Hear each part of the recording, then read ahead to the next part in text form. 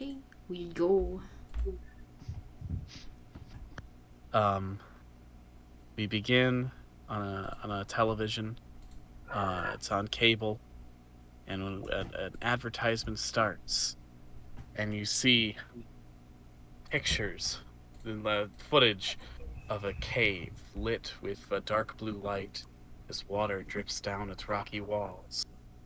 A forgotten treasure and a forgotten curse, lost to history, found by heroes. You see as the camera pans down, there's glittering golden treasure at the bottom. Dare you seek out the lost treasure of Captain Drake? Dare you venture to... And then text appears on the screen. Cadavra Cove! So, last time, we went to the mystery spot. Isn't this session a denouement session? Yeah, more or less. Cadavra Cove is a side quest. So, last time, we went to the mystery spot. You guys met some wacky characters and had some laughs. And also, you blew up the mystery spot and the world is better now. And you helped an interdimensional salesman commit insurance fraud, but you don't know that. And now you have literally a couple dozen monsters and a small army of wooden robots with you outside the smoking ruin of the mystery spot. What you gonna do?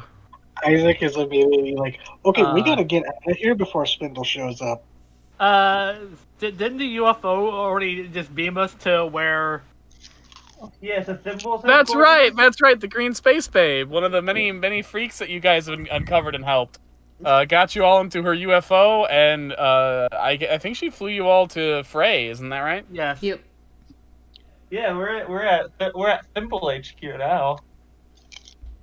Well, it hasn't been called that yet in story. No. So, just a reminder of all the fucking freaks that are currently assembled here. You have a version of Hal that's also like a thriller-style Catman. You have Slender Man. You have Crossy, an anthropomorphic crucifix that loves weed. You have Sweet Baby Jumbo, a talking elephant with talking baby elephant with forward-facing eyes. You have a bunch of monsters that look like children designed them at the ages of 4 to 5. You have a strange little blue blob that seems unnecessarily menacing and cruel. You have Dapper Pones, Mooble Pones, Sus the Second, and Wanji or whatever. You have Springheel Jack the Fifth in the line of Springheel Jacks. 3 different Kaleidoscope Men. You have a green-skinned 60s space babe. You have a tripedal trunk monster alien, and a puffball tendril alien. An actual Dalek. An alien that's some sort of brain in a jar piloting a robot body. A knockoff of H.R. Geiger's Alien. You have Throg. A Croctopus. John Carpenter's The Thing. A stone giant. A chimp with 4 asses. A mermaid that was made by surgically grafting a woman to a fish. A rodent of unusual size and appendages. A guy with crab hands. And the aforementioned 100 robots that are made of wood. One of which is painted pink. The mannequin. It's a little crowded in here. Yeah. The green skin space babe looks at the aliens and is like, alright, I'm ready to take you lot up to the nearest spaceport and we can see if we can get this all sorted out. I do not want to go back! Go right in the dialect. Why? Where I'm from is television land! Where I must kill the doctor! And it looks at its limbs, one of which is a plunger and the other is an egg beater. And I am not a main character, Dalek! which means I'm doomed to die in a crowd scene. But here I can have different aspirations.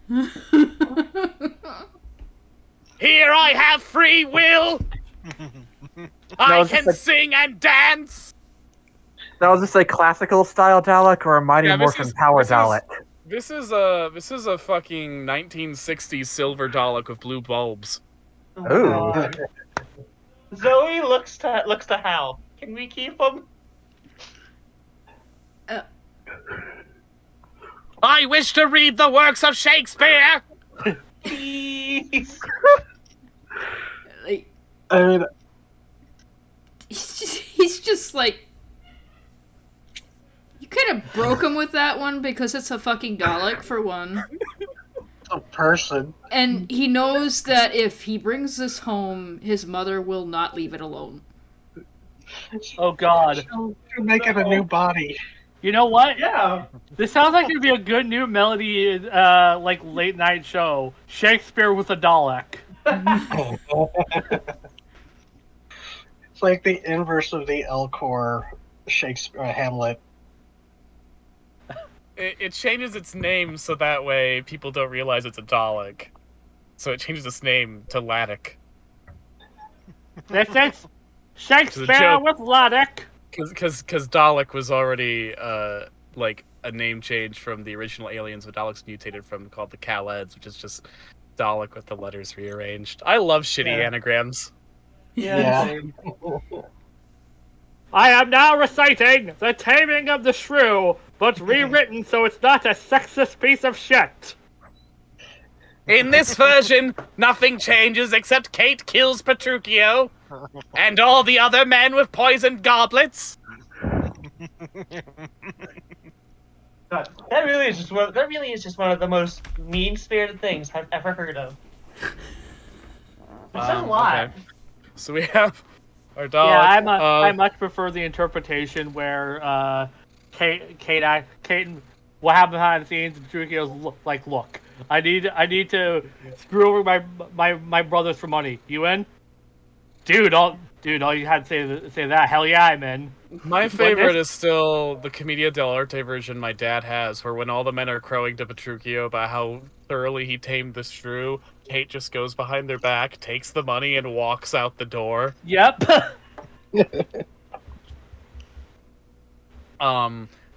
Meanwhile, the Kaleidoscope Men are all fawning over Spring-Heeled Jack, who, like a child being fawned over by some, like, overly physical ants, immediately, like, squirms, bats them away, and then jumps as high as he can, which is pretty fucking high, away, and just starts leaping off. You can fly? No, jump good.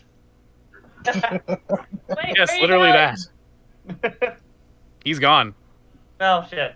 The tripedal trunk monster and the puffball tendril beast and the Geiger knockoff and the brain jar alien all join the green-skinned space babe in her 1960s style pure silver flying saucer, and they go up out into outer space. A Kaleidoscope Men sort of hang their shoulders. One of them presses a button on its chest, and they wait. Homing beacon. Mm-hmm. Godspeed, Jack. Meanwhile, No you've got a policeman. shitload of other Jack. monsters.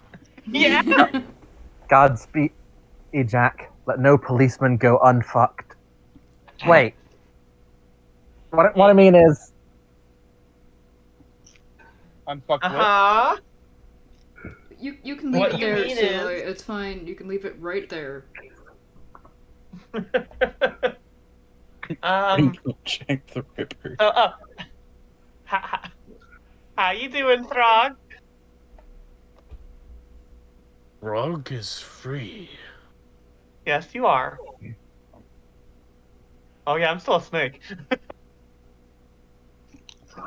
What frog Yeah. do with life now? Well,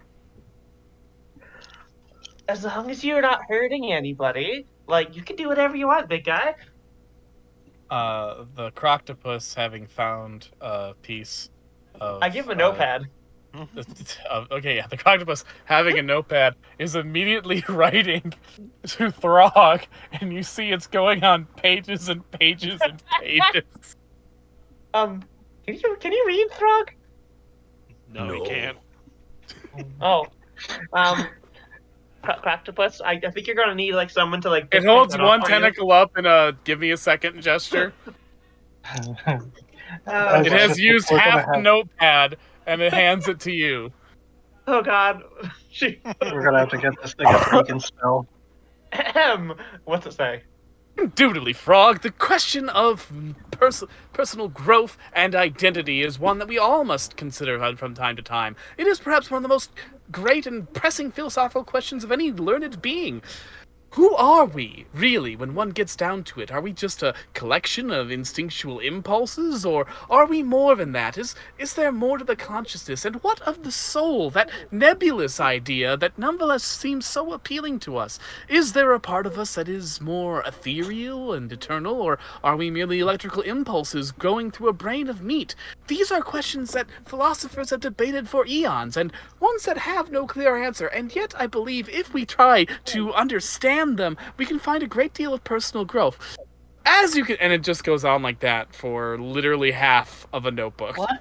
No, I meant, why are we here in this canyon? Oh, That is also a fascinating topic.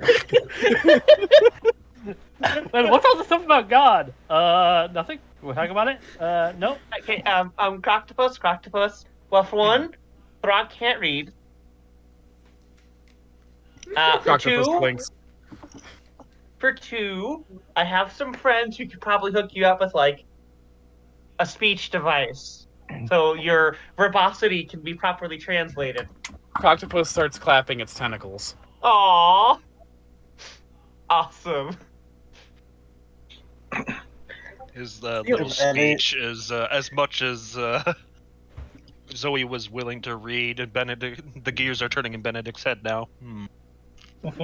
Celia, meanwhile, is looking over the mermaid. So, mermaids are real.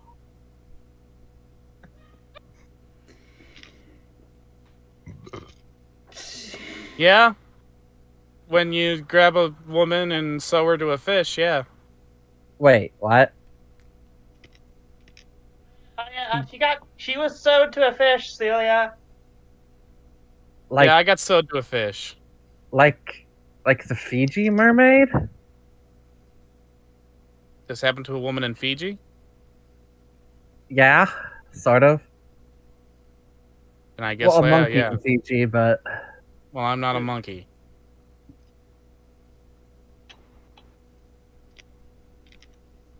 I hope you don't mind me asking this, but how are you alive?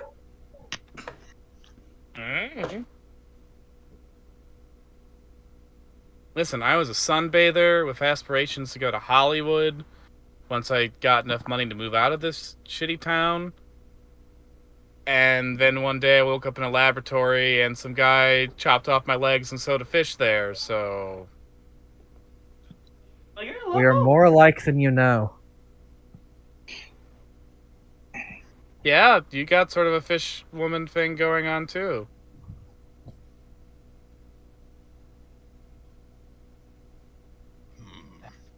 Now I'll never be the next Marilyn Monroe.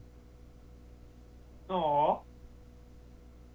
Hey, never say You never.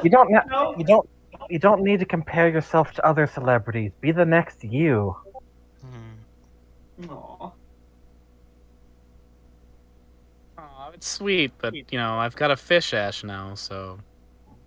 Pretty sure I'm just gonna be known as the fish ass person. Hey, we know some weird people. They might be able to help you. She looks at you, the snake moth cat, and says, okay, yeah, I believe that. I mean, if you get a voluminous enough gown, you can conceal that just fine. Can you walk? She does not see... She looks at her fish ass and does not seem convinced.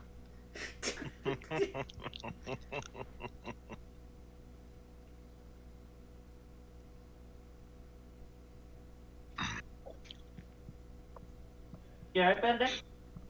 Is anyone keeping track of all our friends?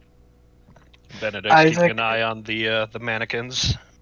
Isaac is looking very stressed as he's trying to do the mental, mathematics of what to do next. Okay. Yeah, didn't you grab a stone giant? Yeah, I watched this fucking stone giant. Lucky, he's still here. You can't see Blue Regard Q Kazoo or Sweet Baby Jumbo. Oh god. I trust Baby Jumbo not to cause too much chaos. Crossy and Slenderman are getting high. I think the best way to keep Crossy contained is to introduce them to the hide behind. Oh my god.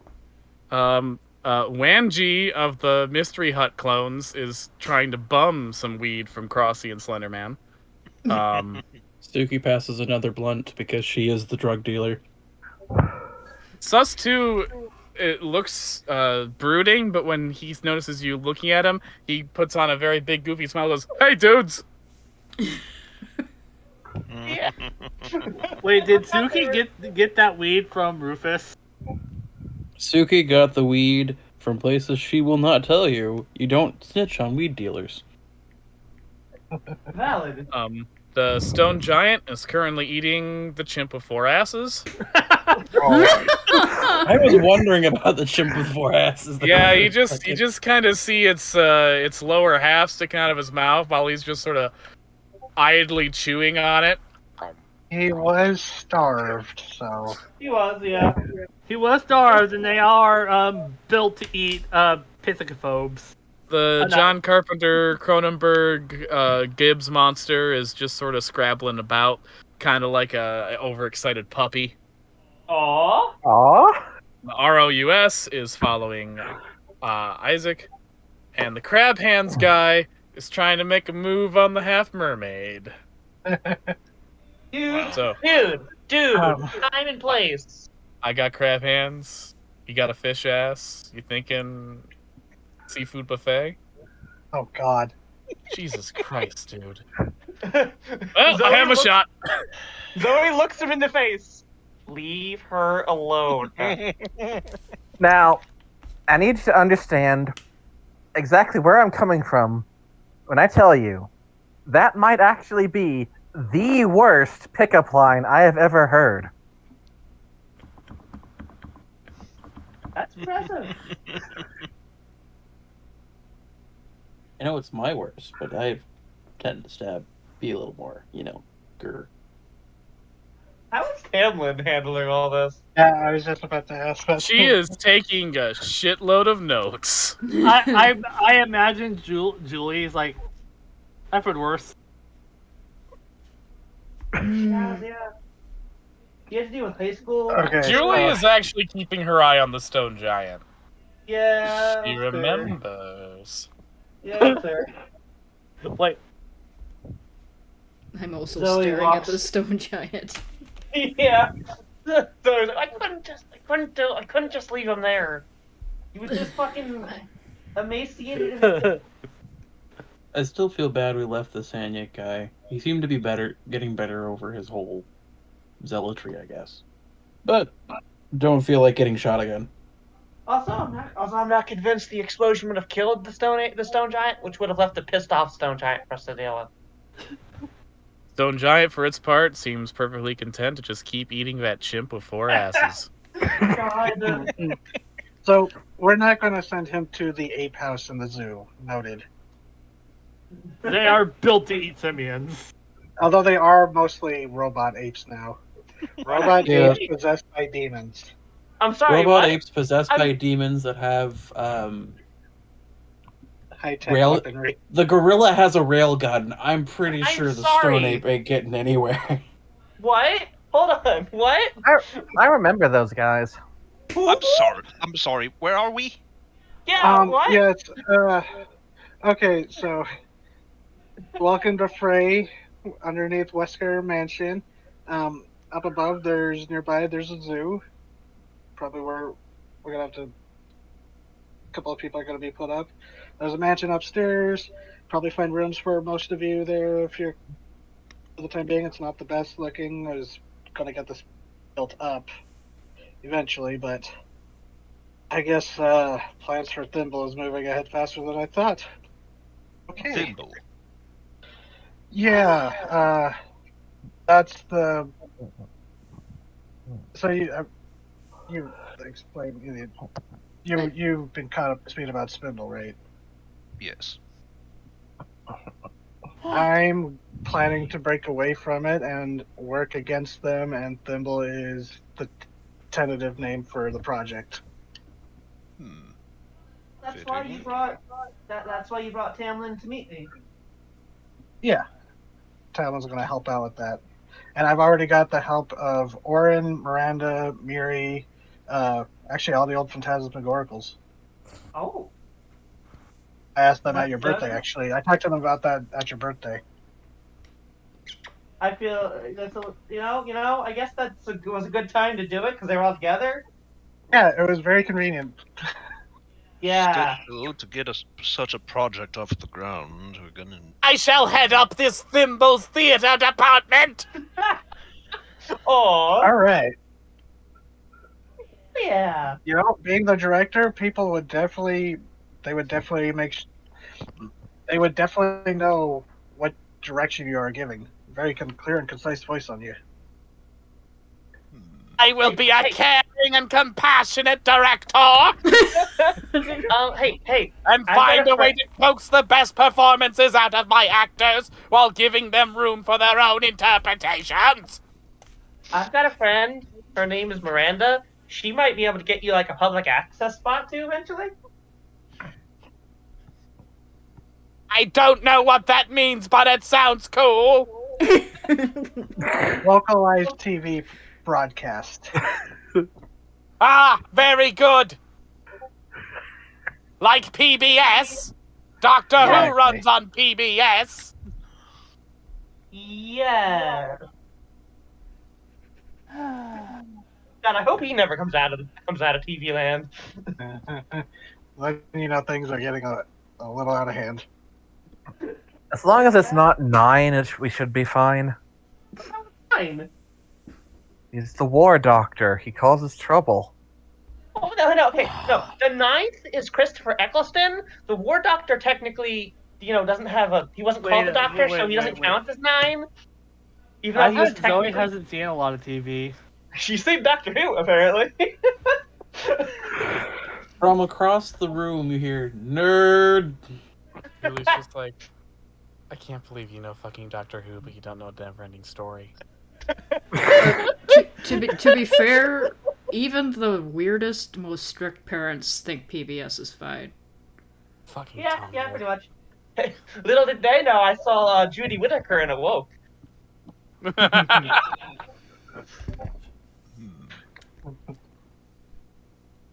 All right, now I've changed my mind. This is actually cool.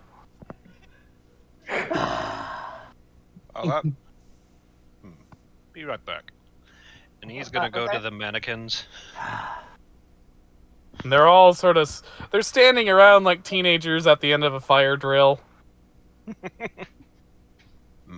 Not really sure what to do.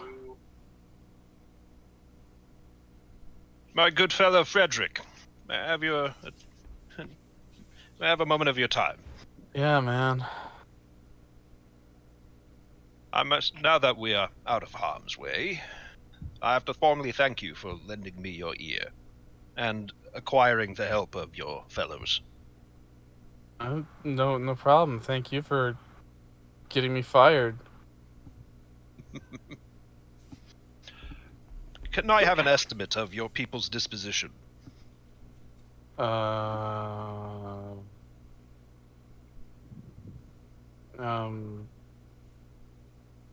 Yeah, we're good. But he shrugs.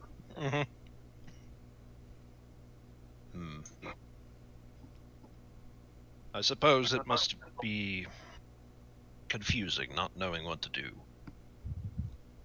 Yeah. Haven't been unemployed before. Have you guys? And they all shake their smooth, featureless wooden heads. I might have a proposal for you. First of all, I'm going to need something to stand on. One of them immediately bends down onto all fours. Jesus. No, not like that. Oh. They look around and eventually one of them finds a crate and brings it to you. Oh, thank you. He gets on top of it. Kind of tests its weight so it doesn't fall through it in the middle of a fucking speech. Hey, howdy, guys. I think he's gonna make a speech, says the pink one who's... Did we give her a name? Well, mannequin. The womannequin, okay. Makes sense. Some of them really would have names at the outset. Yeah, yeah. I have all your attention. And they're all looking up. Thank you. Now, my good friend Frederick has informed me that there is unease. You partook in the revolution, and for that I thank you, and you now have your freedom. But it seems the question on everyone's mind is, now what? Well, I hope to answer that question. I stand before you all and first entreat that you view me not as any sort of authority figure. And he kind of points at the one who was eager to be a footstool. But rather as someone who knows what you're going through. It was only a week ago that after 100 years of slumber, I awoke to this modern day. He gestures to everyone else in the group. I was found by these extraordinary individuals, whom I would be honored to call my friends, amidst an investigation which turned out to be nothing short than a battle for the sanctity of this reality, a border dispute between gods, the scale of which I could have never imagined had I not seen with my own eyes.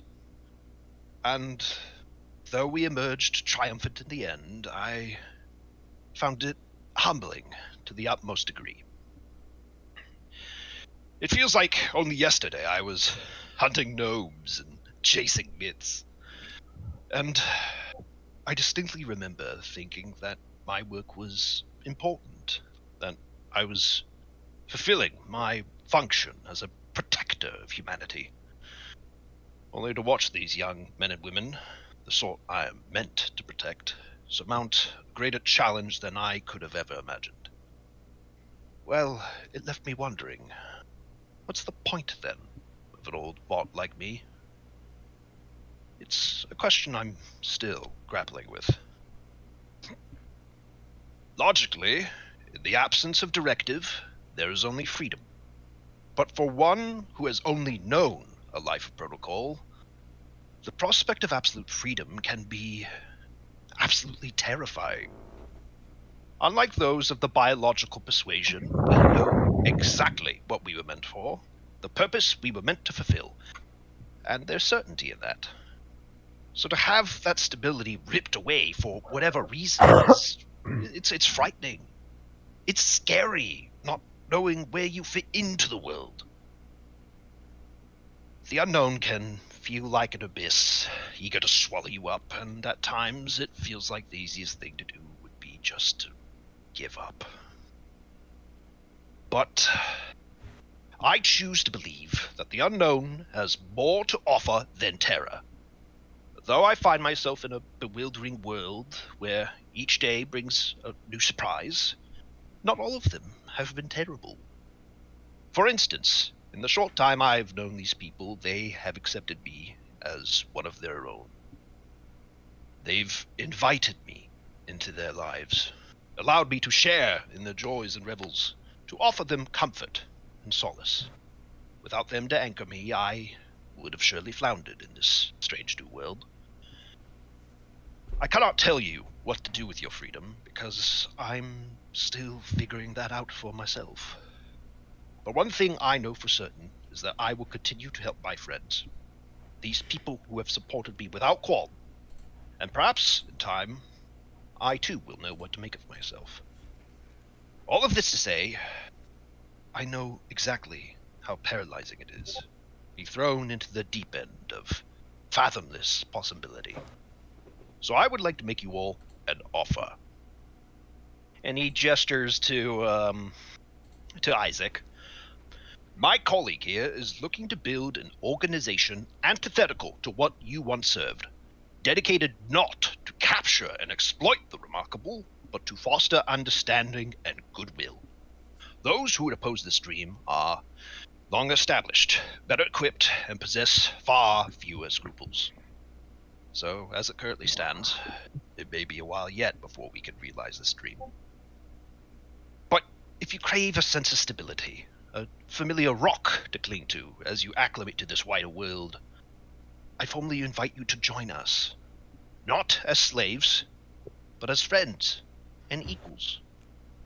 Your liberation is the sort of good we want to put into the world. And with your help, we could realize this brighter vision of the future, tinted not by jade glasses, but as clear and promising as day.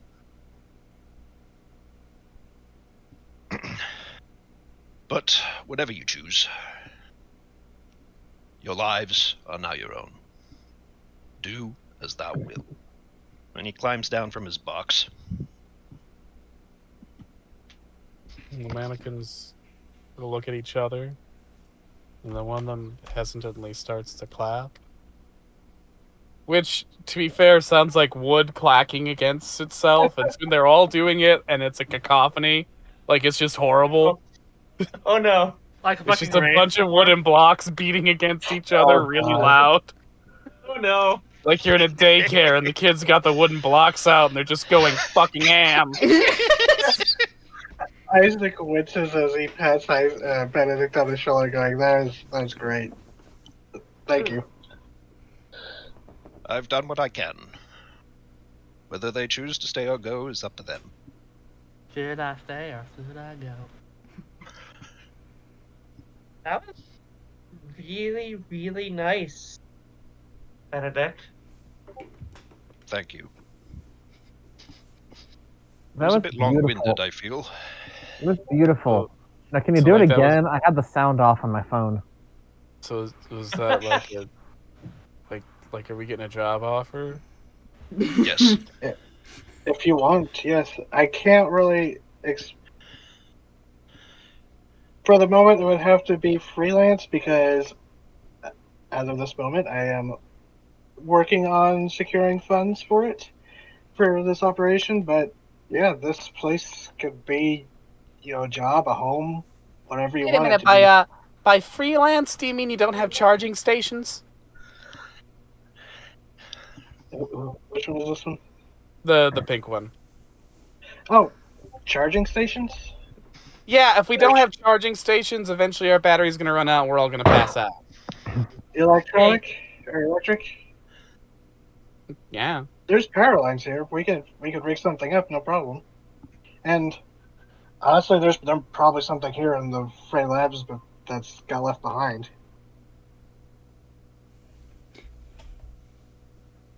And luckily they're all like they all What? Hold on. Discord died for me again. Hold on.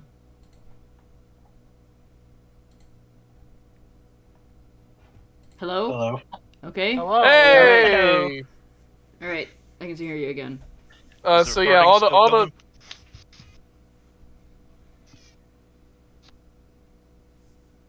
All the what? are we recording? Yeah. Yeah, All it okay. was is Discord get stopped. Okay. So all the mannequins come with like American style plugs, and I'm hearing that they have access to the ability to charge themselves up so that they don't lose consciousness and turn off. That's all they need Aw. until they learn to have aspirations. Teach them. Well, this will be a safe place, at least, to learn. Mostly. Yeah, there's the labs, there's the mansion, and then the mansion grounds. if the hedge maze is still here and it didn't wander off, stay out of the maze. What? You okay? That reminds me. Where the fuck are we? Oh yes, welcome to Frey Labs and Wesker Mansion. What? I'm pretty sure that Hal would have told you about this, Zoe. He would have told you and Kaiko this. Yeah, I remember There coming was a here s- for a trip with my family once when I was like 5, Julie says. The place really went to shit. Wait, your family was involved with the Weskers? Ah, yeah. Dad always took me on weird business stuff where I had to sit in like a break room. That sounds boring. Yes, it was! Couldn't even bring my fucking Game Boy. Yeah, wait, you had a Game Boy when you were a kid? Yeah?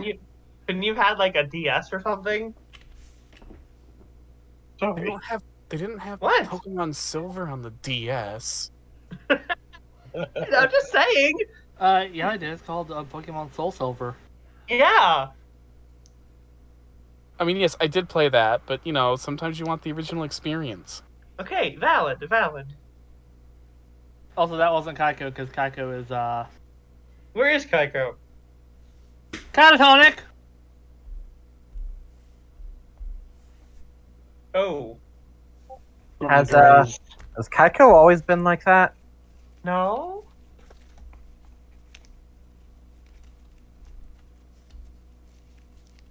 Hal, maybe we need to take a look at her. She's just, like, staring off and just, like, Kaiko? Julie, you were with her. What happened?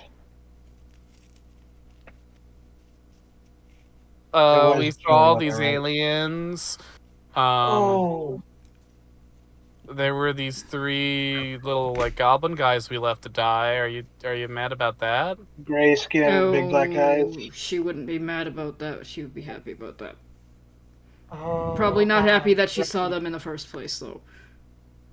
Didn't Zoe see that you saw Grace? Yeah, because I saw you when you were telling the Grace to fuck off, basically. Right. no, you weren't there. You were with Tamlin going through the Topal wing. No, the hybrid wing. I could sworn Zoe knew you saw Grace. Julie has a blue screen moment, and she's like, "Oh, fuck! Those are the ones that. Oh shit!" Yeah.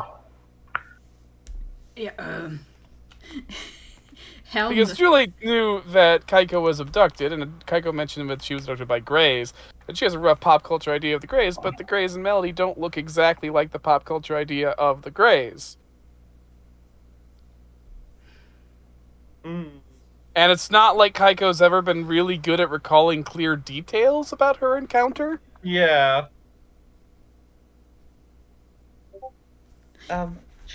What, Hal's eyes are switching between Kaiko and the stone giant. He's like, I'm sorry, I can't keep my eyes off of that thing. I imagine the stone giant seeing the arm on your back. It's like, yeah, not fucking with that. Yeah, so Yeah, I'm what is watching it.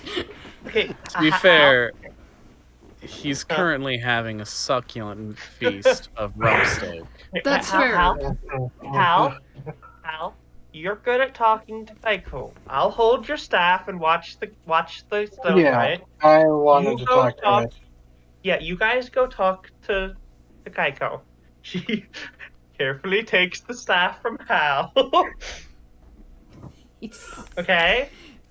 He's gonna let you have it, but he's... I know. I'll watch it. I'll get. Hey, Benedict. Hmm? Can you ask the mannequins to help me keep an eye on the stone giant? Make sure he doesn't do anything. Of course. Thank you. Okay, good. Go Hal. Do Hal things. Where is that other Hal anyway? He's probably standing next to me because we had a hug Oh, he out. is? We had a hug Yeah. out moment, so... I'm right here. She takes other Hal's hand. Here, come with me. I'm gonna introduce myself while other you goes to help Kaiko. Thank you for calling him other you for once. It helps my self-esteem. Yeah, you're both Hal. You just, I am different you and you. new I am memories. you and you are me. I feel like one of us is other Hal more often than the other, but okay. Hey, you're Hal. Let's go. Come on over here. She leads him away. That's Other weird. Hal does remember Isaac, right? Since Yes. being cousins. Cat Hal. That's a weird that's a weird. Basically, other Hal remembers everything that Hal would have known at the very start of Offbeat Melody. So he doesn't know Zoe at all. No. Yep. Because he was created by Zoe before Zoe Yeah. met Hal. Fuck. I can't believe you've done this. Can't believe you've done this to me, TT. You Ain't I played a it stinker? everywhere, now you have to take care of it. Okay, so Hal goes up to Kaiko, does not touch her, holds his hands out so that she can see where they are and make sure that her eyes are tracking them. She's like looking right through you. Okay, so this is deeper than he's seen you go before. This is like this is like the first time she's ever seen them. Certain things that were just like phasey like outlines are now becoming more ironed in. They're personified now. Alright, so I'm gonna use some of my weird supernatural bullshit, is what he's calling it, because he doesn't know where the fuck it came from. And he's gonna use Soothe, the thing he used on the, Mothman a long time ago. Aw. And he's just gonna try to talk you back with a very calm, slow, deep Hal voice, trying to call you back from where you've gone. He goes, "Hey, Kaiko, hey. I know you're probably seeing things that you don't want to see. I'm pretty sure I wouldn't want to see them either, but you gotta come back out of that dark place. You gotta focus on me, focus on my voice, just come back. It'll be alright. They blew the fuck up. They really did blow the fuck up, so..." And this doesn't have any, rolls or anything. I'm just gonna show you what it does. So as long as I do this for, a minute...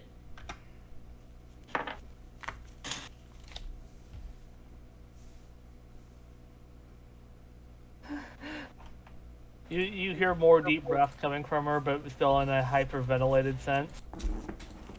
So I'm just gonna keep talking like that, in that kind of manner, until you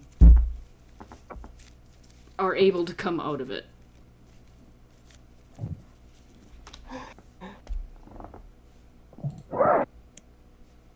And he's gonna keep moving his hands in front of your eyes until he sees you tracking them. You see Kaika clenching her arm. My skin.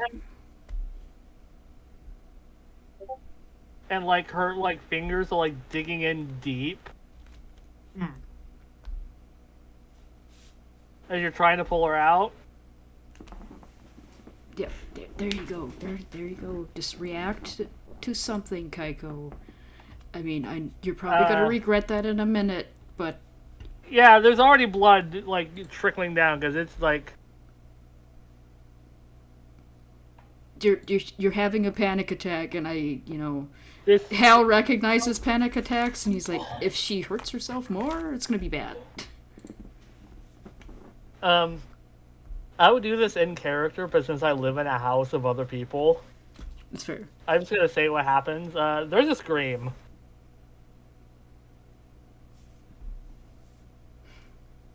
Julie, who's never been great at comforting people,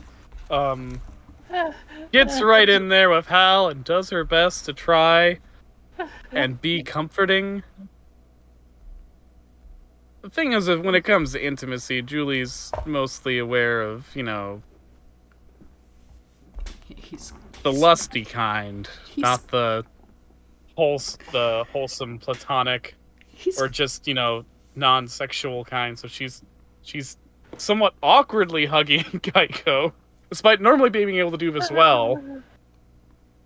He's gonna use soothe on both of them at the same time. He's gonna go, okay, so Julie, that hand that's on her arm there, touch that very gently for me and try to pull it back. Don't force it. Okay.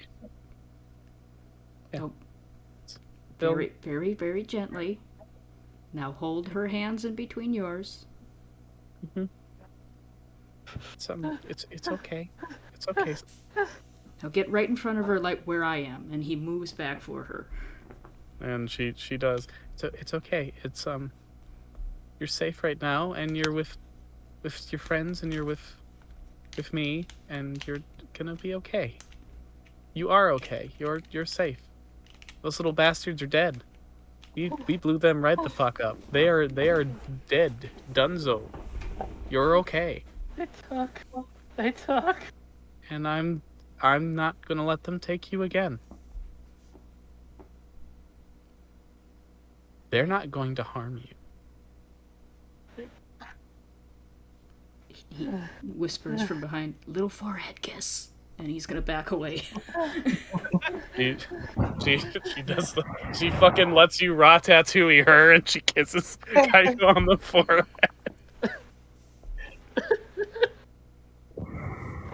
And she rests her own head on Kaiko and says, I will fucking kill all of them if they try to touch even a hair on your head.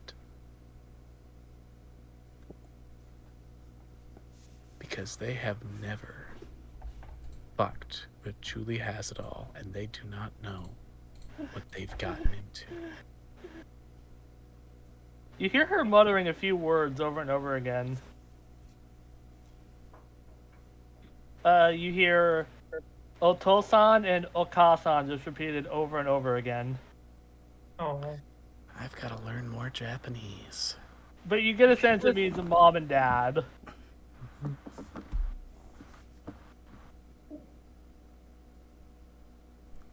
At this point, Hal has backed away completely to just let Kaiko and Julie cuddle it out because he's like,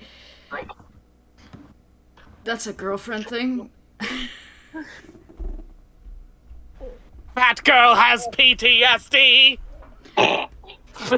Yeah, he does. Yeah, thanks for... Daleks do not know subtlety. No. Does she have a therapist? It's kind of hard when your source of your trauma is Grays. I see. Most people don't think those exist. Then I shall add therapy to my list of academic endeavors. Yes! Fucking, Therapy Dalek. Dr. God. Dalek, PhD. Hey, you go, buddy. Gonna see my therapist, Ladek. So I believe you're... So have you heard of an Oedipus complex? God. What do these ink blots look like to you? They look like two bears high-fiving.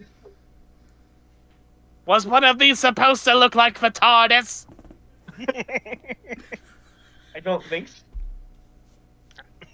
Anyway. I believe you use humor to cope. Doing this, who pulled this prank on me? Rose, was it you? Oh god, that would be an amazing fucking public access TV show. Fucking Dr. Kadak, PhD. I mean, MD. Ladek, MD. I never actually went to school. I found this PhD lying on the ground. The fucking Alcohol therapy crossover episode is going to be amazing. Oh my god. Oh god. Oh my god, Rose could be the name of the pink mannequin. Hell Yes. There you go. God. Oh god. Sorry, sweetie, I couldn't help doing a little bit of humor there. Oh god. the fucking mannequins could be like the new actors in the new like set of like weird esoteric public access shows in Melody. My God. Glorious. Okay, well, Oh. I would describe what happened in the Geico, but it's a bit fucked up. So Well, don't worry, Yeah, that's something we're gonna have to explore later in a plotline. yeah, Not for a denouement session though. yeah. So it's Geico steadily. Geico just. Hey. Well, Taiko's having an episode. How's everyone else doing? I pulled Cat Hal away to where I can keep an eye on the Stone Giant, and the Stone Yeah, I Giant expect to. can see me with a spear with Uh, a Stone Giant's arm on it. You and Cat Hal watch as the Stone Giant finishes his last slice of ass. That's So a whole lot of cake. Hal, Yeah. I know this is a lot to take in. Yeah, that's an understatement for you, I'm sure. One Yep. day you were at home and yeah, I feel like this is my fault. I don't know you well, but I don't see how that's possible. Okay, my name is Zoe. Yeah, we've gone through introductions. Okay, you see, I'm a snake, cat, moth now, but I'm normally a human shaped anyway, or I used to be human. I don't know what I am exactly now, but it's not important right now. Okay. I'm a photographer. She pulls out her camera and snaps a photo of Hal. Cool. What does he look like in the photo? He looks like a cat person. Okay, so he doesn't look any different. Okay. And then I just like take a picture of me. Oh, okay. Takes a picture of Hal, of Isaac. What's Isaac's look like right now? No different than last time. There's some spider So- webs and things. So I took a picture of you once. I didn't know it was you. It was before we met. And I posted it just because like I thought it was a neat picture, but to a lot of people it looked like you had fur and ears and were a cat person. Okay, People so is this like started a Twilight Zone, like the camera that shows people's future thing going on, or? Oh, it was just a blurry photo because I'm not perfect. People thought you looked like a cat person, so they called you the Catman of Melody. Uh-huh. And then every time I would be faced with someone calling you that, I'd deny it because I was embarrassed that I took a shitty picture. And you think that turned me into a cat person? I think it did. Yeah, I think it made two of you. You and you. Because you were in the Tulpa wing, which Kaiko's explained to me what Tulpa are. They're things that if you believe in them enough, they become real. And The physical manifestation of psychic belief and energy. Yeah. So neither of you is not real, but two of you were made because of me. And I'm one of me is a cat person. Yeah. Doesn't mean either of you are any less real or less Hal, but I did that.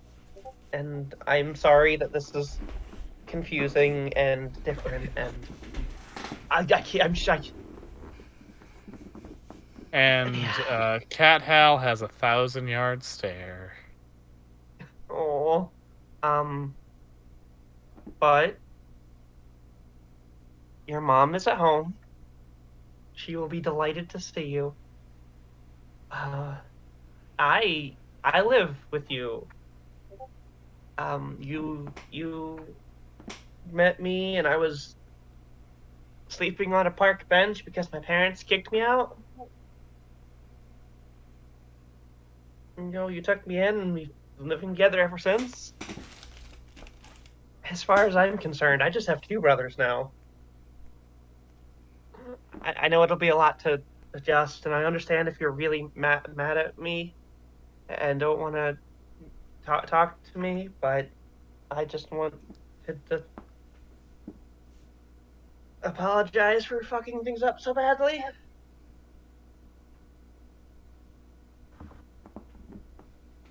Cat Hal does not know how to process this. Oh. Isaac's here, your cousin, you know that. I'll let you 2 talk. I'll be over here. And she slithers away to let Isaac and Cat Hal vibe with each other. But she's going to shoot a glance over towards Kaiko and Julie just to see how they're doing before she watches the stone giant. How is Kaiko doing? Definitely coming out of it, but It's taking a while. let's just put it this way. She just probably just went through a whole like cognizant It's still an actual literally the flashback that's cognizant as opposed to like choppy dream. Yeah. It's literally the worst ever thing in her life. Oh yeah. It's thrown back into her face. So yeah. Yeah, she's gonna slither up to the stone giant. So, can Looks to you. Can you communicate? Okay, can they speak? They are sapient enough to understand taunting. Yeah, I mean, they definitely understand language. But can they speak? I'm mean- gonna say no. Yeah, I'm actually kind of thinking that too, because, like, if they're, like, literally physically made of stone, they probably don't have flexible vocal cords. Yeah, imagine their vocal cords like their throat their vocal cords has like at most I can do is a roar.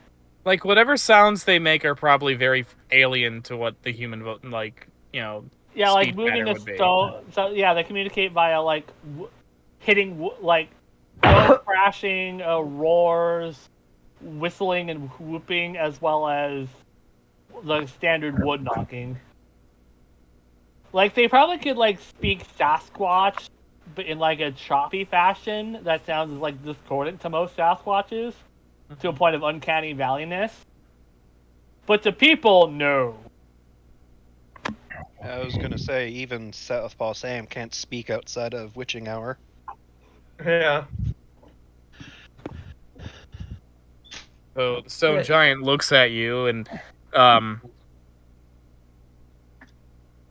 it looks very intense and ferocious and intimidating. Though you're not sure how much of that is intentional on its part, and just a result of, and how much of it's just a result of its glower, its inbuilt glower. Yeah. It's also looking at someone with an elder one of its species hand on a fucking spike. Mm-hmm. They respect strength.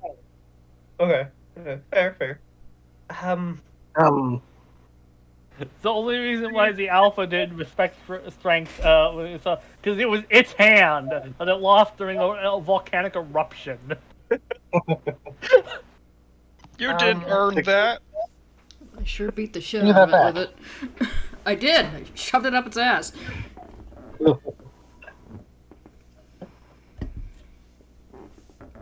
I don't think you can talk, but like you can understand me, right?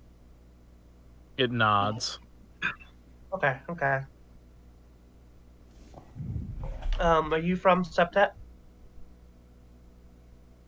It tilts its head. It's not sure what septet is. By the volcano that exploded. The volcano by the lake. Yeah. It looks in that direction and it shakes its head. Yes or 6? Yes or 6? No. No. You're not from Septat. Are you from here? It again shakes its head no. Where are you from? Like, what point, direction?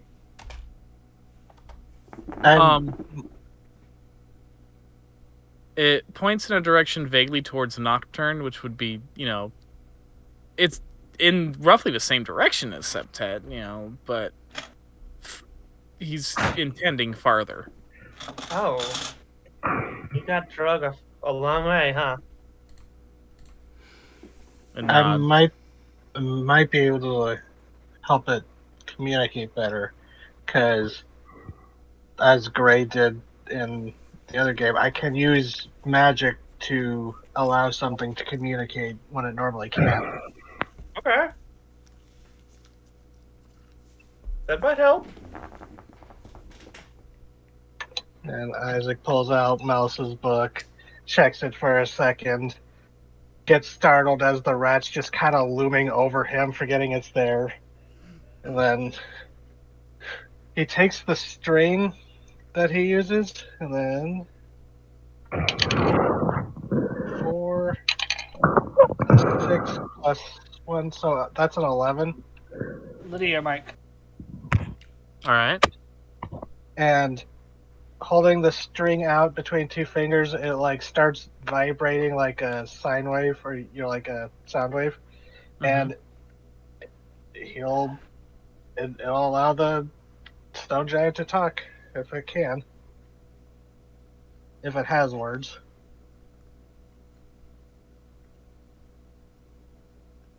All right. I could hold on, I can bring up the use magic thing I will quick. say it's successful, but at the moment the stone giant is not saying much. Do you have a name? The stone Title? giants name each other. I mean, the ones we fought all had titles. Yeah, that was DM and personal titles. Yeah. But that's fair. That's fair. Like they're gonna name each other. Like, all right, you're Cranky Kong, you're Donkey Fair. Kong. Yeah. Fair. I imagine if they do have, it's basically where their standing is in the pack. Like Alpha Hunt Map, because they probably would have like a dynamic similar to like Wolves in Captivity, since they are basically forced in a group and forced to make each other. Well, the Kongs were that was just the Septet clan were the Kongs. This one's name is obviously Banjo.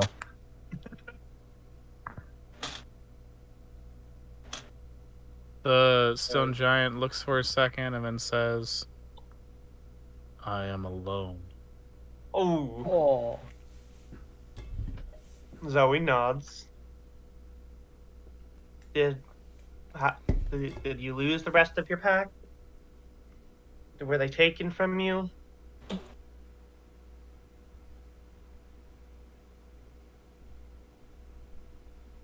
I do not know. Okay.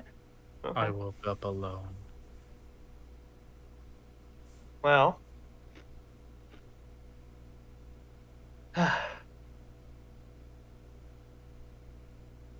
So he crosses up one of her pair of arms and think. I'll be honest with you. There was another pack of you that harmed people, someone we care about, and we fought back. They are gone as well, but that has left a lot of us with a very bad it has not left stone giants with a good reputation. But you were locked in a cage, and I couldn't just leave you there to die. There are no others here. Not here, no. There is. Okay, I'm going to tell you this, and if you try to hurt them, you will not succeed, alright? Do you understand? Yes. There is a Sasquatch here. She watches his expression very carefully. He licks his lips a little bit, Oh just my god! subconsciously. She Remember, you know, they are basically Wendigoified Sasquatches. I know. That's why Zoe was watching so carefully. It's instinctual. The spear, gently lands into the palm of her other hand.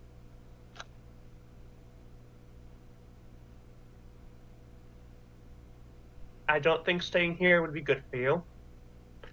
Because he is very important here, and we will not let harm come to him. But There's no one for me here. there might be. Move on. Oh, but There's no there one might- for me here. I will move on. no, hold on. There might not be other stone giants here, and you should not go near the Sasquatch unless you can control yourself. But there might be something for you here. There are other creatures here. Different. Not like you, but I mean, look at me. No one's like me either, but I've found my own pack. And I can fight my nature. So can you. You don't have to hurt something you don't want to. Oh god. Sarah, I had the same idea. Blood and stone. Or ice and stone. It'll be Do it. it'll be an adjustment, but it might, you would not be alone. It would be different, but it could be better. If you're willing to try.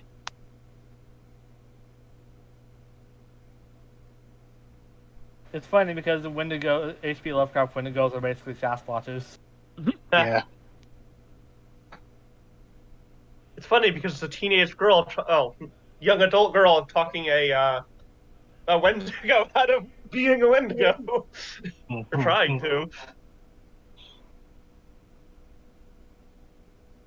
You are alone, but you're not alone. You are the only one like you here. But that doesn't mean it doesn't mean you can't find others like you in a different sense.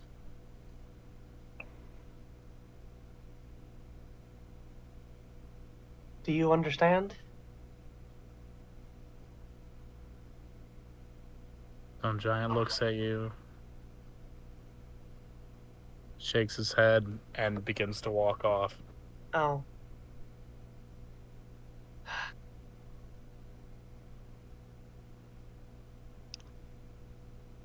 And the music from the Lou Ferrigno Hulk movie plays Oh no.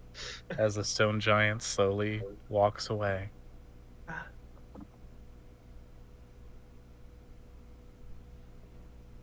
I try. Bumps into old bloody eyes on the way home. Let him find his own way, Zoe. Try the mountains. That's far enough away from Southpaw Sam, I think. Off he goes into the desert. What will become of him? Find out in Alone. Aww. Offbeat Melody spinoff. Wow. Aww. No, Zoe, she's like a snake, Oh god, it's that. gonna go She's fight always like- the other group of evil Sasquatches, the McGeehan monsters. God, don't make me regret this. She's like, Hey, she's from always. what I know, McGeehan monsters are assholes. I know, but I don't want to regret saving this guy. Zoe's always like, when her snake forms, she's propping herself up. But when he leaves and Cat Hal is catatonic, she just kind of slumps down until how snakes curl up on themselves. Yeah. Meanwhile, Cat Hal, you look back at Cat Hal and you see that Slenderman and Crossy are both next to him, Oh no! Slender Man's got an arm around him. It's like, it's okay, kid. When they made me, they all wanted me to be like their dark messiah, and they were committing murders, and I was like, you're 14, you should be studying for algebra. You know what the worst part is? That web series they made, most of it's not even about me.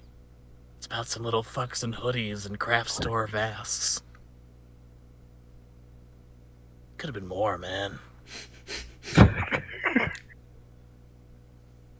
Aw. I was like, I'd pat you on the back, kid, but my hands got nails in them. Listen, there's nothing wrong with being made up. In fact, it fucking rules. We're not even supposed to be here, which means we can do whatever the fuck we want. Isaac's just like, just slightly off screen, just going, frowning.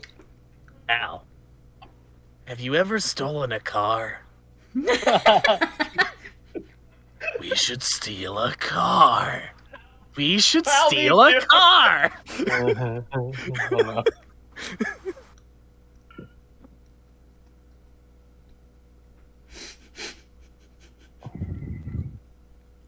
So, anyway, this should be a major map of all the waterways around town and for the neighboring states. I haven't explored all of them. This one's not safe.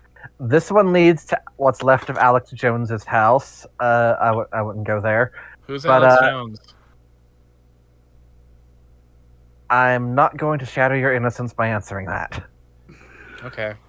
But this should be, anyway. This should help you get around until someone can help you with that. Celia's handing a map to the mermaid. Okay. So, like, is James Dean still around? Wow. Oh my god, how long ago was this happened to her? A good few decades. Oh my god! Oh, boy. No, it's been a while. Did he retire? Yeah. And Is then he also died. Is he still single? Because, like, that's one of the reasons I wanted to go to Ma'am, I hate to tell you this, but it's the year 2020X. Oh. So he's, like, old? Oh my god, all my family thinks I'm dead. Oh. Hey, you know whose family also probably thinks he's dead? This guy! Snip, snip, snip, snip, snip, snip, snip, snip. What?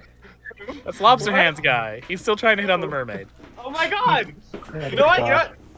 From her snake piles, I'm always gonna look at the guy and say, "Leave her alone," and I'm gonna roll mental dominion to make that guy leave her alone. Read the room. That's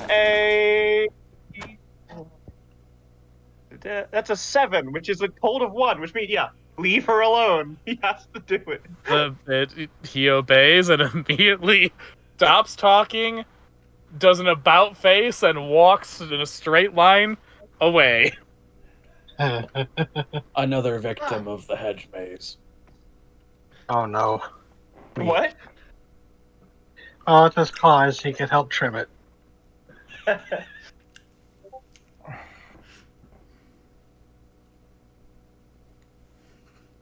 god.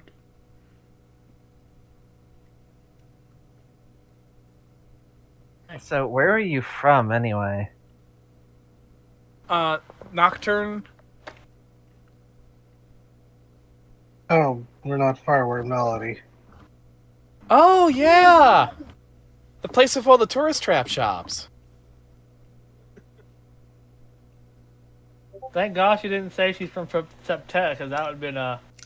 Oof. Oh god, Double whammy. did they finish that horrible lumberjack thing? Yeah. Oh, no, that's gotta be an eyesore. Yeah. It hurt Among more other than my problems. eyes. What? It's alive and it ate my legs. It ain't my little brother. What?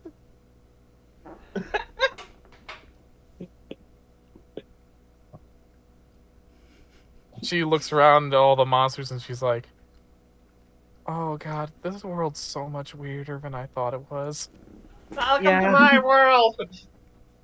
Yep. As Isaac says, as a giant rat thing's just stuck to his side, like. Like an overly affectionate cat.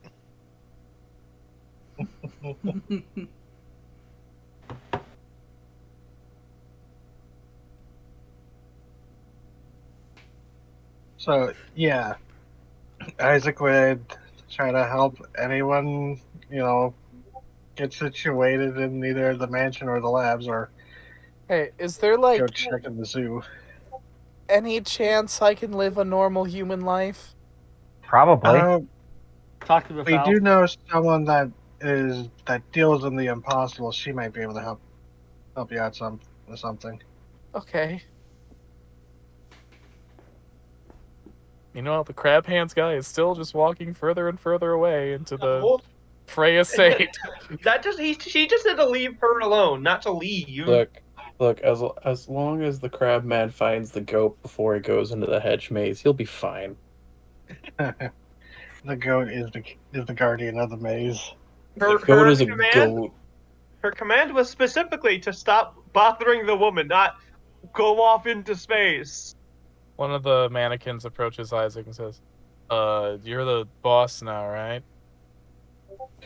I suppose.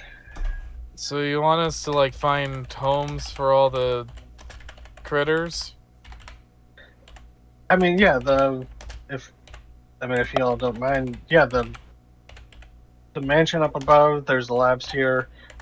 Well, maybe not the labs. Some of the equipment I haven't really looked over yet could still be active. Which Talon was another reason I was going to talk to you. But yes, if you wouldn't mind, it would be helpful getting them situated. Alright. Let's go find homes for all these freaks, gang. And sure enough, the mannequins help, completely on vibe. They help all the monsters find places to live. And the zoo is still nearby, right? Yeah. So, like, they're finding, tanks for the croctopus and, a nice field enclosure for Throg and the children's scribble monsters and... We should introduce Throg to the mini elephants.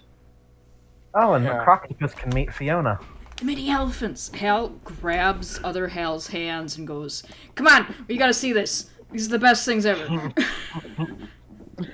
Oh yeah, Zoe, you'll like this place. He goes with you, and Crossy and Slenderman follow. Oh no. Brings Has them. anyone told Coffee that the art fair war has ended in victory? No one's much interacted with Crossy. Kaika would, but she's PTSD.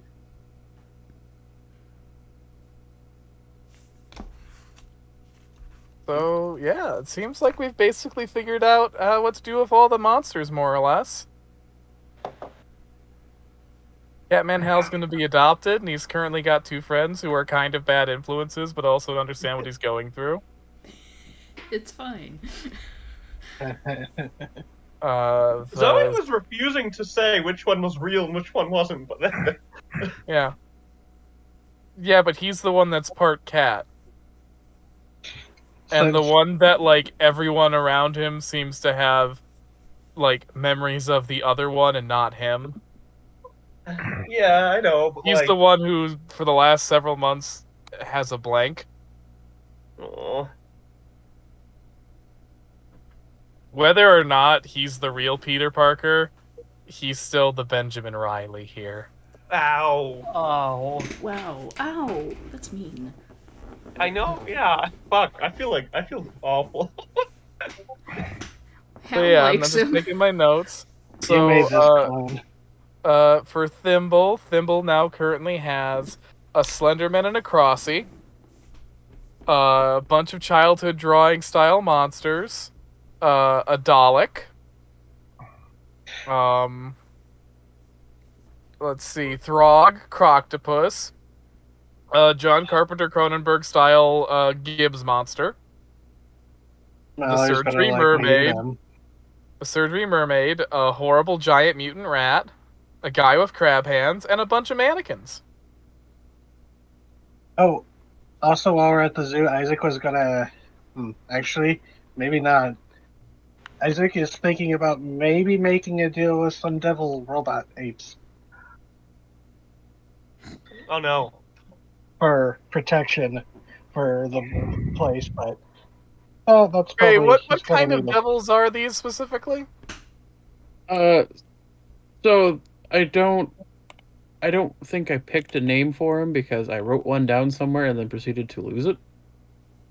Like, are we talking biblical Satans? Are we talking pop culture Satans? I'm going with pop culture Satans because the module of the official published version was that they were cybernetically enhanced monkeys, but the only way that the scientists could get them to work was by putting dark, evil, malignant demon forces, but never named them. So they're pop culture demons, but So in the they're- one shot, the big cyber gorilla knew Mafaust as an old friend, so take it where you want, I guess. Okay. Because I haven't fully established what sorts of demons exist in the world of Melody, unless we count the Gattlesnakes. So what I'm understanding is they're doom gorillas. Yes. Yeah. There is my Coco the Doom Gorilla. There is the Cyber Apes, who are all British thug accented, and then there's the Cyber Macaques, who never talked but like to shoot poop at people. That was an official thing in the stat block. I wanted to bring it across. Okay.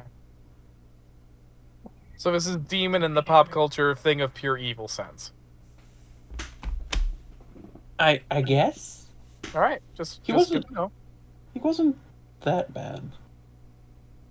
I try not to make my demons bad after reading your book.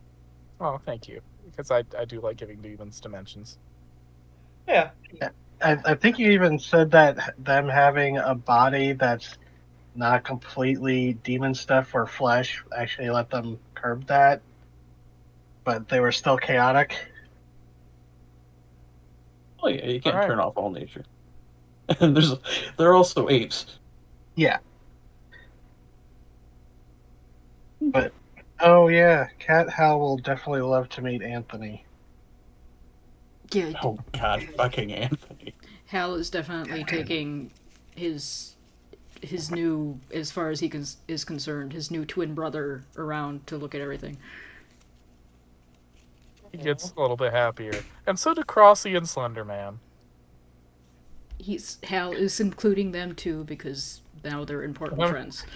You kind of have no choice because they're just following him around. That's fair. Suki, as their quote-unquote drug dealer, is also following them around because she has no idea what to do with the situation. For shits and giggles.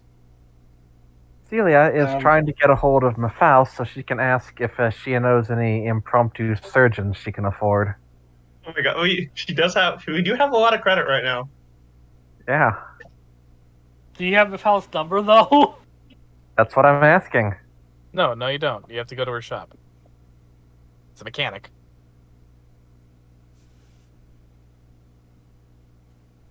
We'd have to go to the mall again.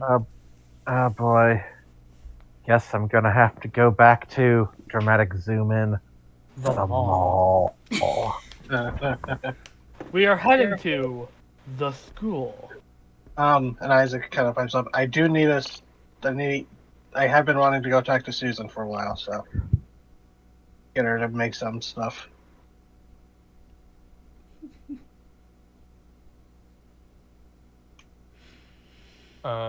Tamlin's like, do you mind if I stay here? I kind of want to get a sense of the operation, I guess. Yes, that would be perfect. And I was actually going to bring you here eventually to check out the labs because you're probably the one who would know what to do with it the most. Oh boy! says the pink mannequin. I can't wait to see all of these facilities too. Why don't we explore them together? Yeah, okay. Now, do you have a secretary? We literally just started the company, so no.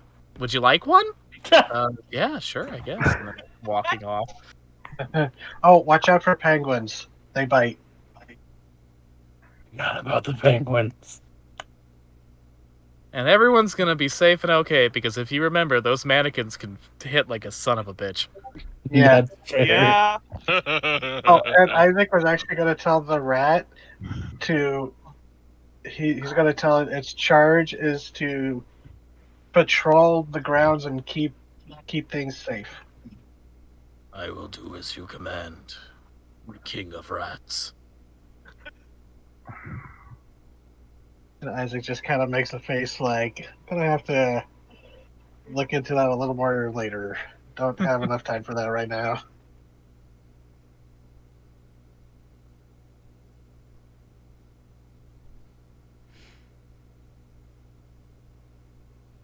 And so it goes. All right, so some are heading to the mall, some are heading to Susan. What are we doing, Jay? Isaac can go by himself if no one wants to go to Susan. Not sure what Kaiko would be because she's in a. Maybe Kaiko and Julie stay for a bit to get their bearings and hang out with a bunch of weird, freaky monsters. Better, do you want to meet a friend of ours? Or unless you want to go meet Mephaust, or go see Mephaust again. I'll accompany you. Hey, why not both? Yeah, we could do a round trip. But off to the mall. All right. Guys, you're in the mall, and you're at Mephaust's shop. You open the door, and you're inside the shop, and it's like it always is. And Mephaust is currently counting money. Okay, we made it. We made it. Oh, hey, welcome back. Mephaust, your family are a bunch of assholes. Family? Or whoever we met. Hal, what was their name?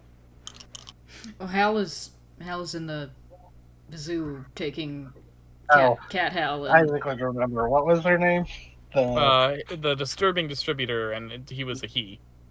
The disturbing distributor.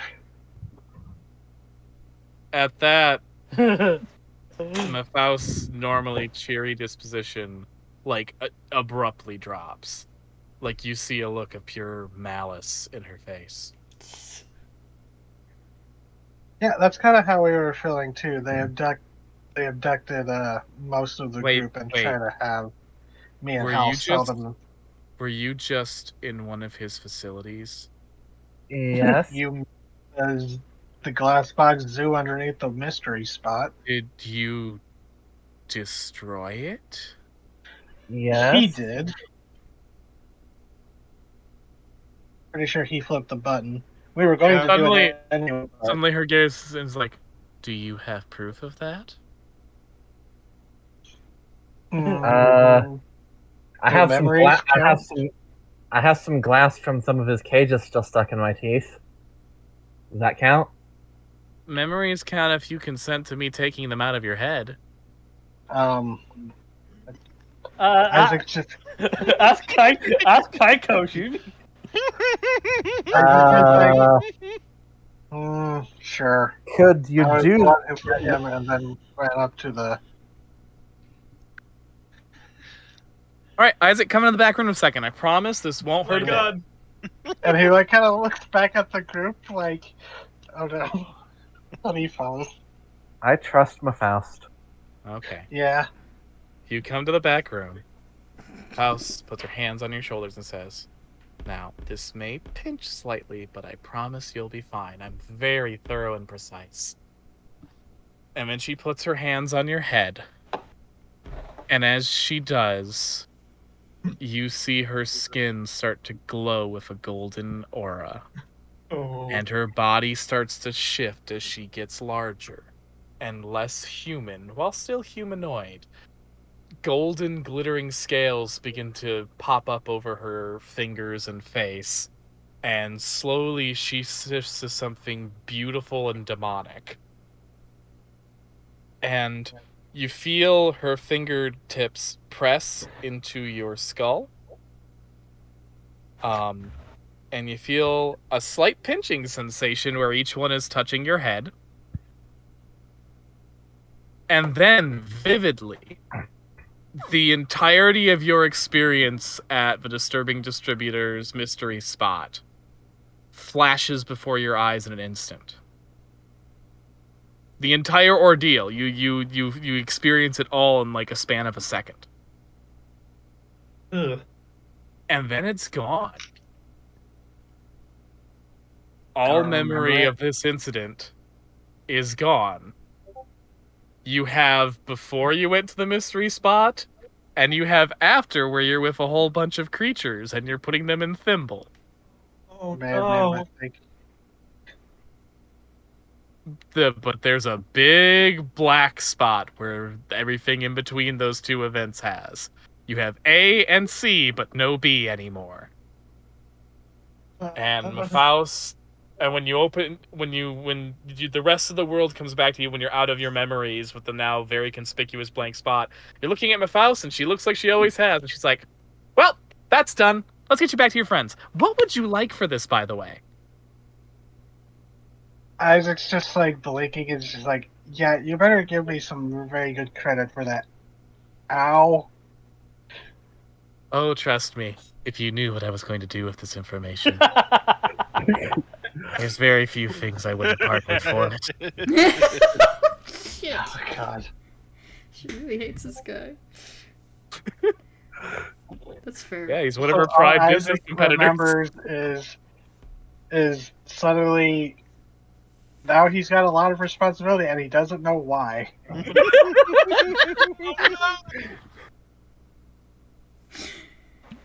Fucking hell. So, but okay, I'm gonna need a few moments to process this. As he just kind of like walks off to the side with like a distant stare, and he's just like, "Celia, you're up. We got good." Are you okay? Yeah. I just need a moment to adjust. Okay. Benedict's gonna sit down with you and catch you up on what happened. So, is there anything you could provide us with that would help us with helping someone who may have been surgically altered into a mermaid? Oh, yeah, you want me to sew, like, another fish's half on their top half so they're full fish? I was thinking more the opposite. Oh, yeah, I can get you some human legs. Or help them Really? grow their legs. Oh my god. What? Poor unfortunate soul. Faust snaps her fingers, and suddenly, like, a giant refrigerated shelf rolls Oh in no. to view, and it's just filled with human body parts. Unfortunate soul. I kind of wish I'd asked you about this sooner now. So what make and model are you looking for? What did she look like? Did Zoe take a picture? Zoe is not Like- there. An attractive 19-year-old from the mid 50s in a rural town in bumfuck nowhere. An attractive 19-year-old from the mid-1950s from a rural town in bumfuck nowhere. White. White. All right. Can't you just help her regrow her body parts? If Faust rolls, well, I mean, yeah, but that would take a while. Oh. Also, be incredibly painful. Much easier just to sew things back together. And eventually, you do come across like 15 different lower human torso. Jesus Christ. Dare I ask where bottom you surgery, procured but this is these? ridiculous. So we looking hippie, bony. What are we going for here? Beat. I think we should let her decide. I mean, she did want to look like Marilyn Monroe, so that could give you She some... wanted. She wanted to look like Marilyn Monroe. So. Oh shit! You should have said so. I've got Marilyn models, and she waves her hands Oh again, and my a God. different set of lower sections comes out. Oh This is God, one of the fucking darkest bits I've done, I think. Yeah. It's like, yeah, Benedict's just. Dare I ask where you managed to procure all these? Oh, I've got a guy who grows them in tubes. That's how they became less dark. Doesn't help. Oh, wait till the Valley crossover. If Kaiko was there, she was like, wait, limit at a time or full people? Well, we generally grow them without the heads. A lot of people looking for replacement heads. I Oh, kind of wish I'd found out about this before I had my character arc. What, you're getting to becoming part fish? No, I love being a fish monster. Just kind of funny. Yeah, you could have Yeah. got new legs this whole time. Well, yeah, here we go, 19-year-old, and she pulls a pear out, she puts it in a box, and she wraps it for me. The Sure, we gonna have to start this? Let's not get pulled over by anyone. Follow-up Yeah. question. Do you need a How do I- Franken apparatus to sort of get this job done, or are you guys skilled enough to do it on your own? We definitely need Surely? help. All right, well, we've got the Eagermatic 5000 right here. Oh my God. It looks like a mix between a sewing machine and a handheld chainsaw. God. Jesus Christ. What the fuck? I hate this. And the plus side is, this won't even wipe out all your stored credit, especially after what Isaac just gave me. Nice. Christ. Anything else? Do we need anything else while we're here? Name tags. Lots of name tags. Oh, yeah. Oh shit, just take this tag making machine. Huh.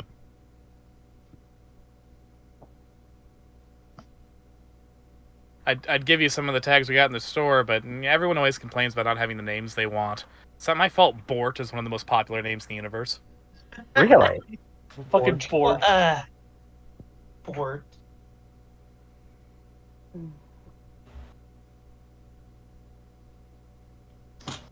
That's a Simpsons joke.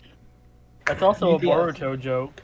Ah, yes. The Adventures of Bort, son of Nort. This thing comes with instructions, right? Yeah. Awesome. I think that's everything. Is it?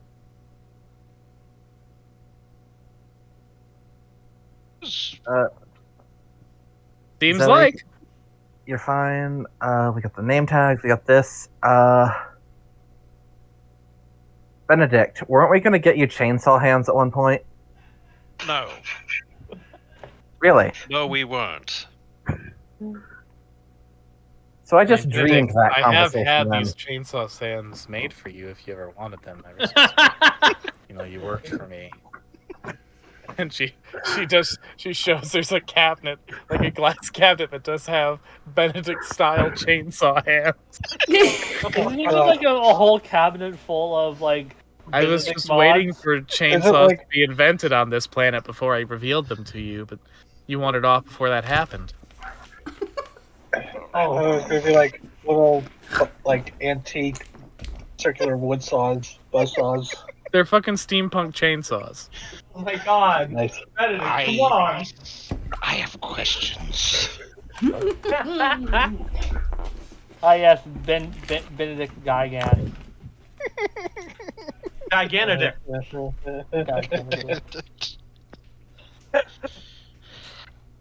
Benedict Mark II with the reinforced neck and chainsaw hands. I'm deeply concerned. Well, Benedict throughout the ages. where would Miranda be at this time of day, TT? I feel like it's getting like close to dinner time. torso home, or would she be going to work? Who are we asking about? Miranda. Miranda would probably be going to work at this time. Okay. Or already at there. Okay. Her show tends to film late, and that's also when you get a lot of people, available after their day jobs, because for most of them, this isn't a day job thing. It's just that case for Miranda. Oh yeah, that's how we're able to go into it during the day with the Gourmand arc. Mm-hmm.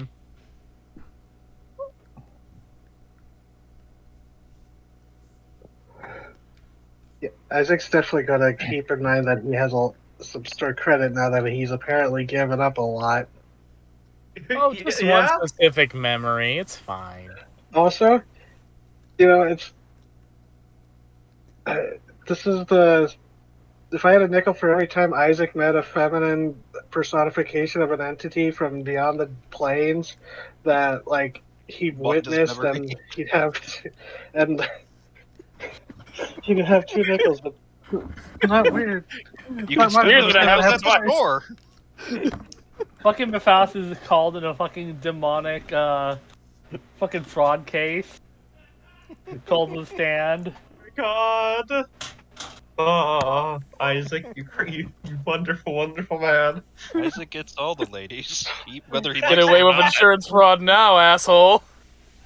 Gonna prove it in court of law. I think a good kickback for that.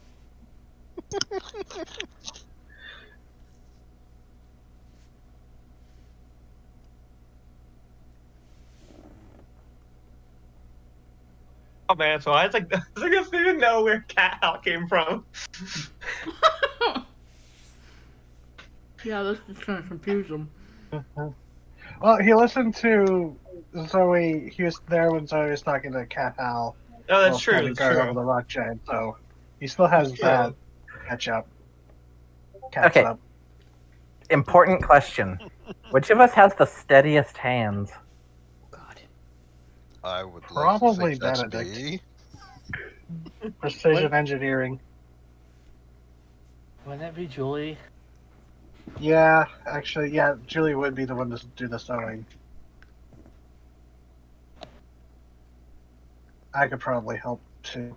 Okay, so You have Oh, you're talking about sewing the girl back together. Yeah. And some surgical Sorry, my training. mind was still on those horrid chain swords with teeth. I was very deeply concerned.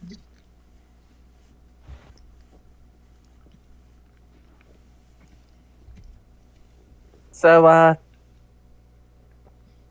this person we're apparently going to conduct impromptu surgery on. Do we know her name yet? Have any of you asked? No. No!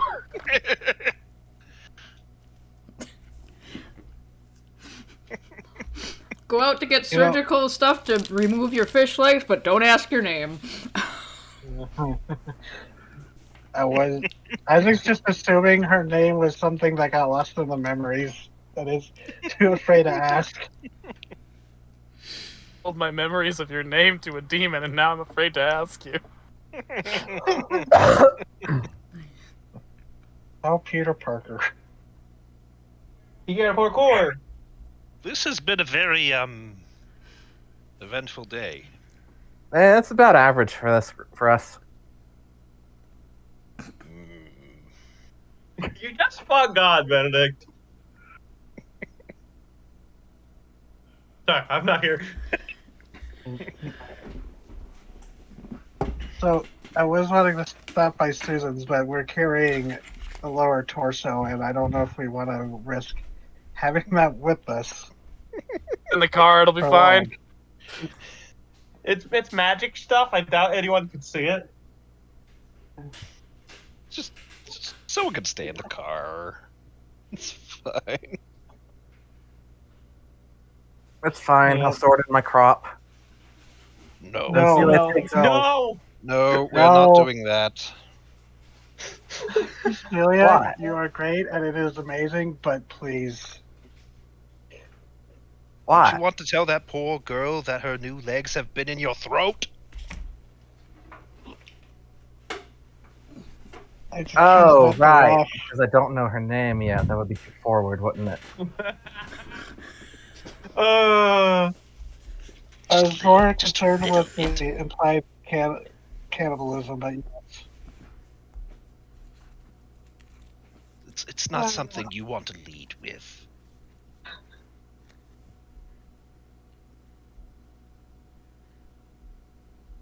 okay. Susan's not far from the mall, right?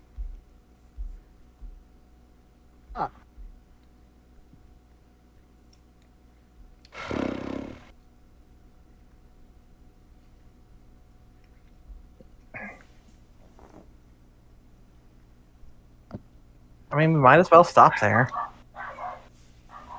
But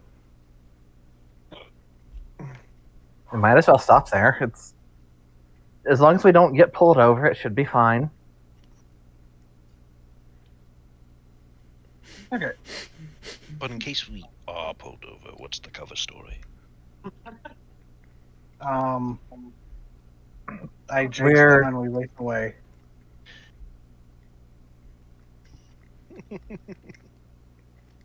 They're movie props. Yeah, yes, that could work. I look like a movie prop. Would they believe it? I would. Did we get the chainsaws? No, we did not get the horrible teeth swords. Because that could have been, extra cover. Say we're filming like a slasher. And this is a prop. It's okay. It's wrapped up in a box. Yeah, who's gonna break into someone's car and open up a box? Excuse you. Holy Pull prowler. over by Uli Prowler.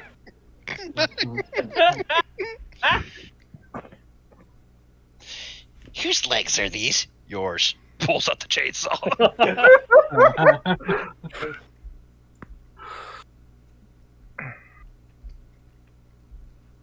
Alright, so everyone piles into the car and goes to Susan's? Yeah. All right, you guys go into Susan's apartment building. You pass by the door if it's covered in police tape. Yeah, Still, watch out for that hot Benedict. and you go up and you knock on her apartment door. She opens it. She looks at you guys like, another monster. No. So is this just a social visit? Sort of, I was hoping to commission you for something. All right, come on in.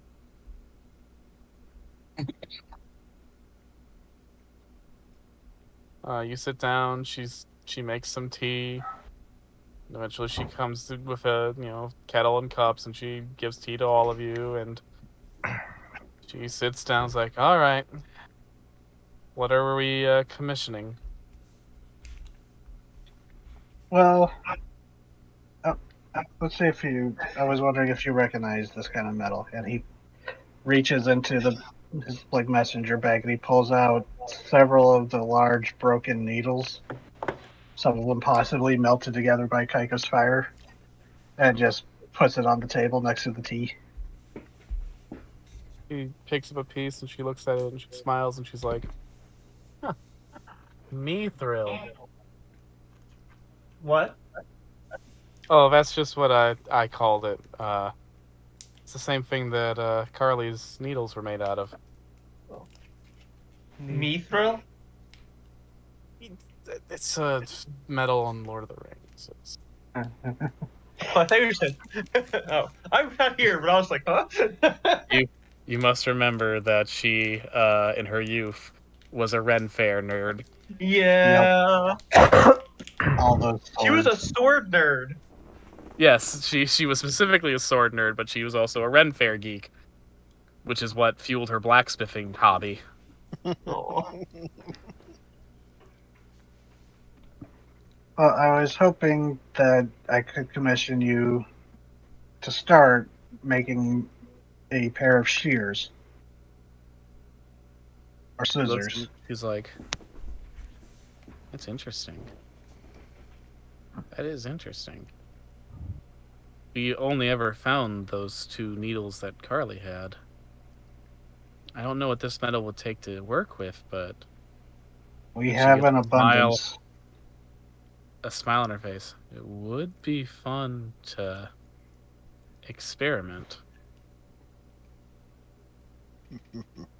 All right. And you recall when I talked to you at Zoe's party about Thimble, right?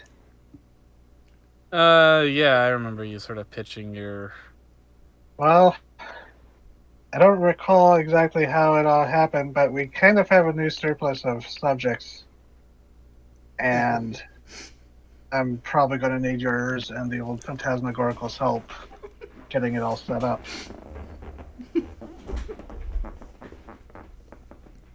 And we have an abundance, because I don't know how much you know happened recently. We had an incursion from the Supreme Authority, similar to the entity that Carly channels, and we It's killed not many of one its. I remember fighting. It's sent as birds made out of the needles. These ones? Massive birds. Hmm. So we have plenty of surplus for you to experiment with. Well, I'm down to experiment with some valuable metal, but I'm not getting into the monster hunting game again. I don't know that we fully accept that's our torch to carry now. And she looks But at you a little strangely we at would that. really appreciate your assistance and experience. All right. You sold me, kid. Just don't make me regret it. And Isaac, one of the oldest part in the group. Yeah.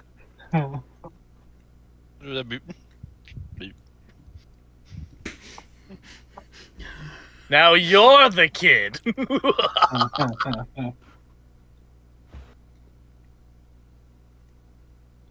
Benedict is like, All I right. woke up from a 100-year nap. Susan I'm the Hanzo old man. recruited. Excellent.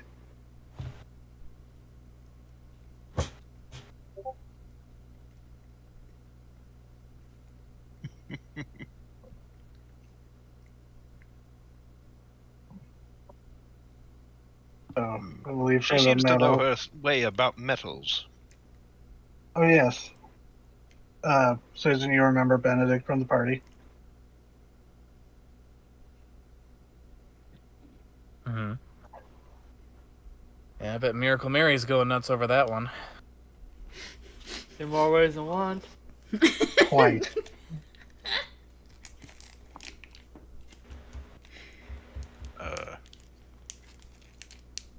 I was always more into the sci-fi element than the fantasy. No offense, Benedict. I'm always more into the fantasy element than the sci-fi. No offense, Benedict. Jesus, I fucked that line up.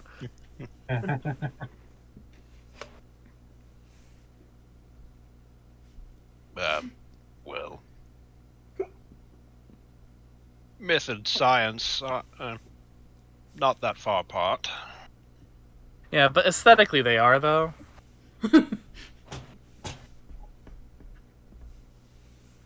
I suppose yes.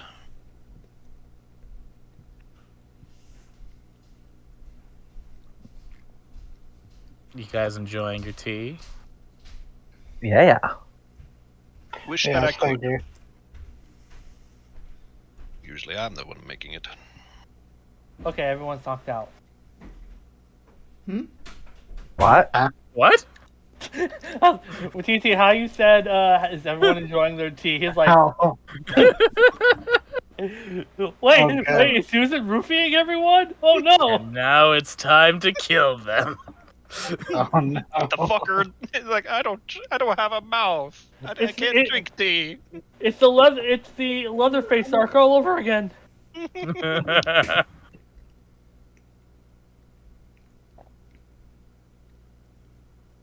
So All right. I'm gonna. Do we have any more business with Susan, or Nope. are we gonna let this Let's- awkward conversation eventually peel out and you guys go Sorry. on your way? No, you're fine. we have a torso to deliver, or Yep. or All right. Well, get to it then. And off you go with a lower torso to deliver. A bit of a recluse, that one. You drive back to Thimble with someone's legs. Well, with Marilyn Monroe's legs. Ready to be sewn on to this stranger that you've just met. She's really very nice once you get to know her, Benedict. I don't doubt it.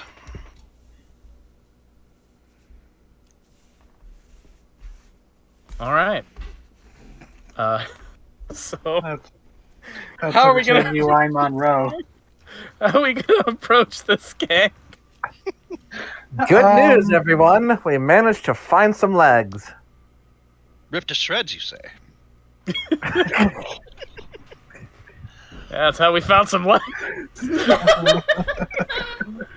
Shreds, you say. Terrible. Yeah, So, sounds like we would Julie? have to let's go seek out Julie. Hal's magic will probably be useful. Kaiko, how are you doing? Better, but still quiet. All right. Well, Julie's with Kaiko. Give her a mini elephant. Hanging out. Therapy fit.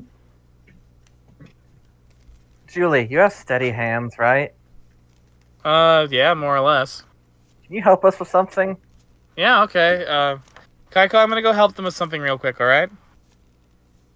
Steady hand. What? Don't worry about it.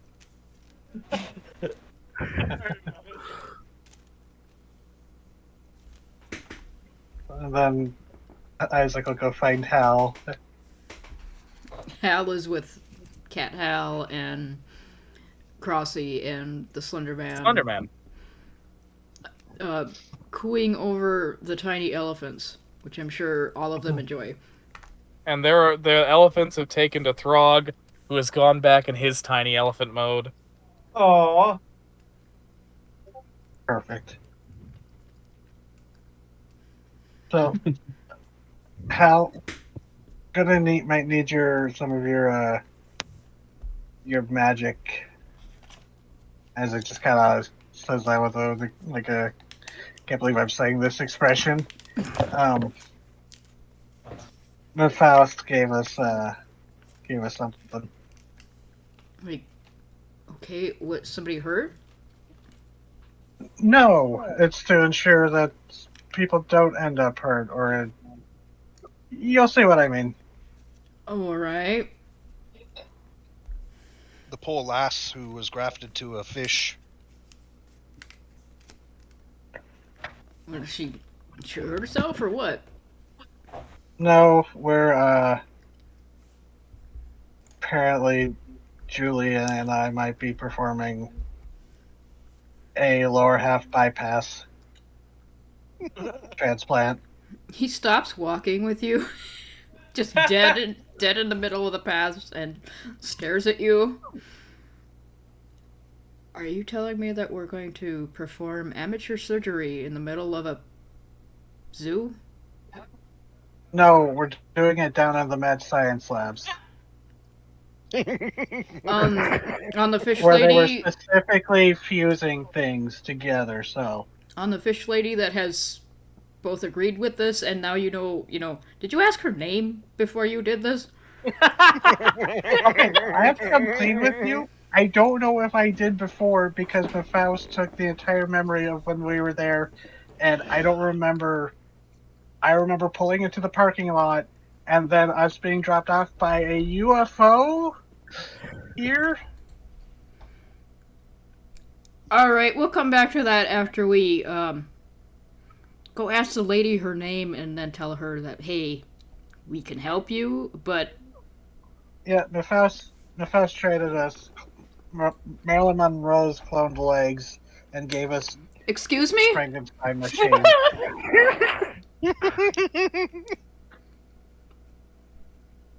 Marilyn Monroe has cloned legs. You know what happens when I take Celia places? Things happen. And apparently Faust. I mean, that's kind of inarguable. Yeah. And Faust offered to affix horrible chainsaws to my hands. Oh, apparently she took the memories because she's going to get the guy who did all this on insurance fraud. All right. I'm gonna go ask the lady her very- name first. Yeah, let's go. I'll just fucking accept this for now, but okay, we're gonna talk about this later. The mermaid lady is in the aquarium. Not in the aquarium. She's in the aquarium section looking at the aquarium. We're There not is a monsters. sentient We didn't put her with the animals. Hal goes up to goes, No, where the mannequins wanted to. Miss? I got into an argument about where to classify her. Excuse me, miss? Oh. Yeah? It just occurred to me that I don't think anybody has actually asked you your name. Oh, Millicent Otis? Millicent Otis, my name is Hal. Millicent. Millicent. Millicent, okay. Wait a Why minute. is that ringing bells? I How know. do you spell that?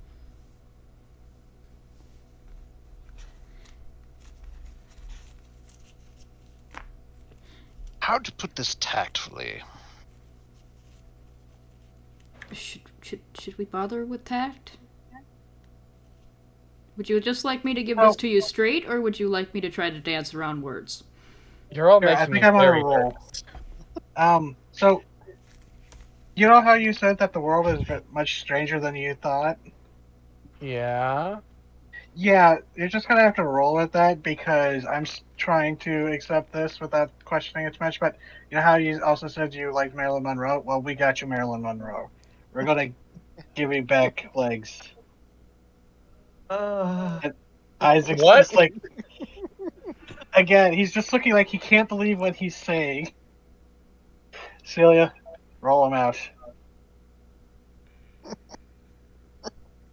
I mean, I think you put it pretty succinctly. We got some legs for you. We can attach them if you want. If you Where want. did you get legs?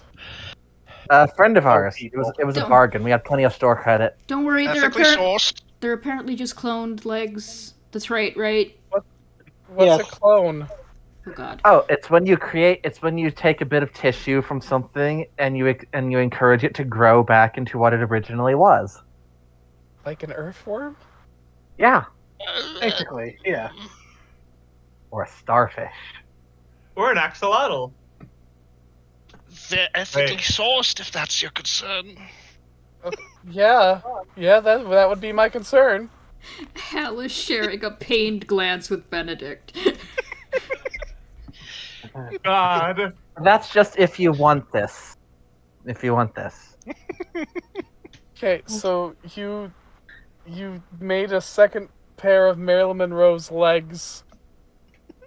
No, they were on Our friend stock. Faust did. Okay. And you're gonna replace my I'm legs. pretty sure she's a quite literal devil, and I made a deal with one. So, I accept this gift. Do you show what the gift is? It's probably best. It's in this box right here. Don't open it. Andrew, She looks at the box, which is leg size. She processes all the things you guys said just now, and she faints. My God. Okay. Because she is a girl from the 50s. yeah, we should have expected that one. And you just talked about purchasing legs made from dark science by the literal devil. Okay, so his house is the literal devil. Well, that's how you described her. Well, I'm not saying she is the literal biblical devil because Spoilers, she isn't. But you describe her that way. Your words Well, you were, said I think a I made a devil. literal deal with the devil. I Guys. think with a devil. Guys, we're gonna have to have a talk about the law of conservation of detail later. Yeah.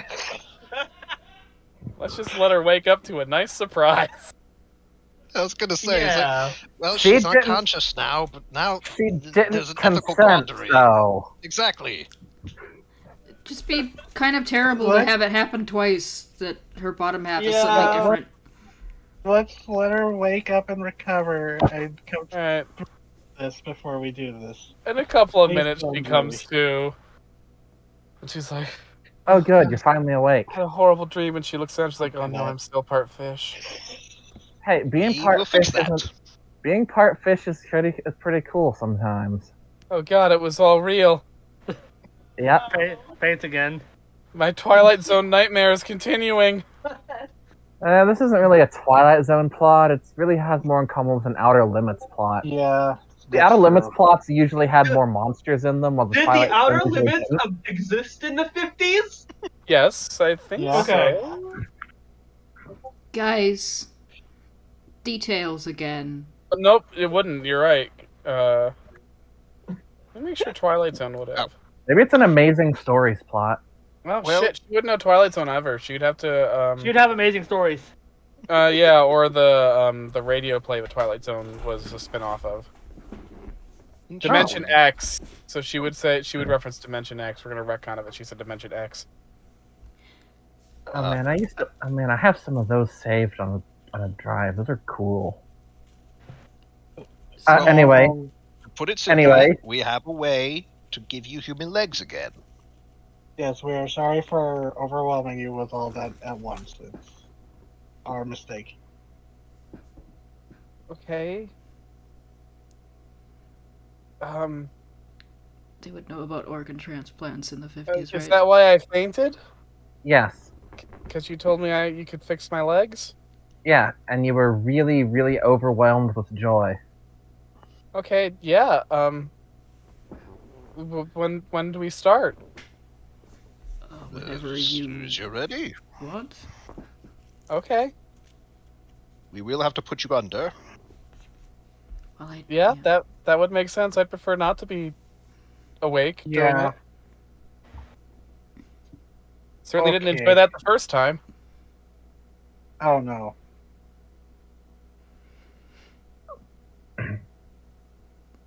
Alright, what? so take her to the lab. Yeah, when the guy grafted this to me, I was awake. Okay.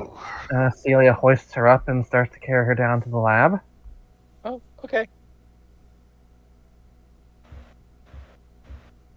And you guys give her some good anesthesia.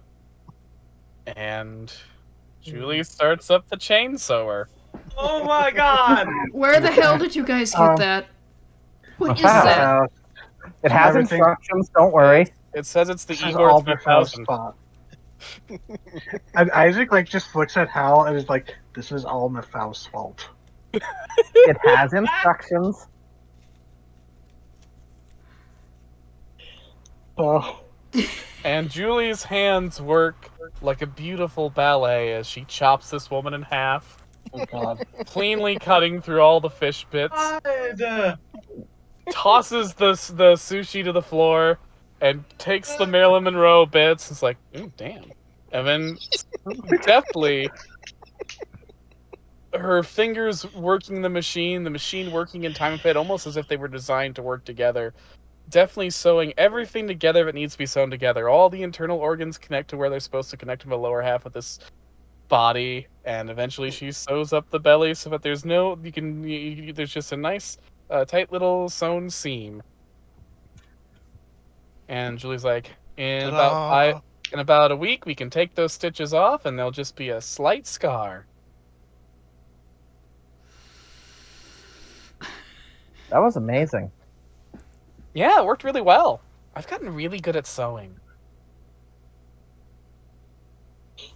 There's no doubt in my mind that She looks at Igor 3000 and she's like, I wonder what other things I could sew with this. Will there need to be like a lightning strike to reanimate her?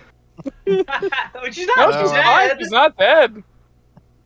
I Yeah, certainly hope not. she got magically cut in half. It's fine.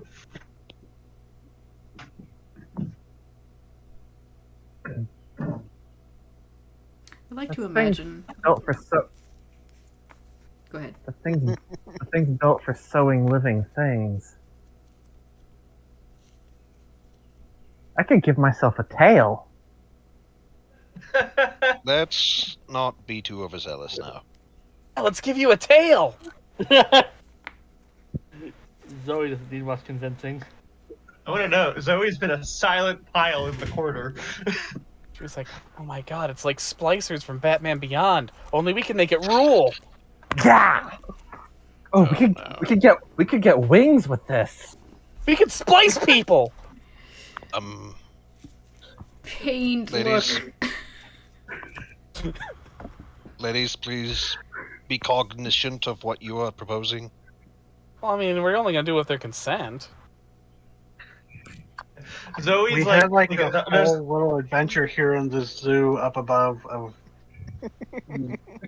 fused chimeras. Let's not. We could replace my left hand with a giant pistol shrimp claw. There are no. Did we get hands for that lobster hand guy? Yeah, where did he go? Okay, You know, I'm we should I'm have locking up the picked up a sewing pair of machine. pants for him. You know, we really should have picked up a pair of pants for him. In some ways, it seems we didn't think this through entirely. The look on Hal's face is incredible. Oh, shoot. I gotta remember to use some of the credit to get a speak and spell, communication device for the sharktopus. It's been a day. Let's be fair. Yeah.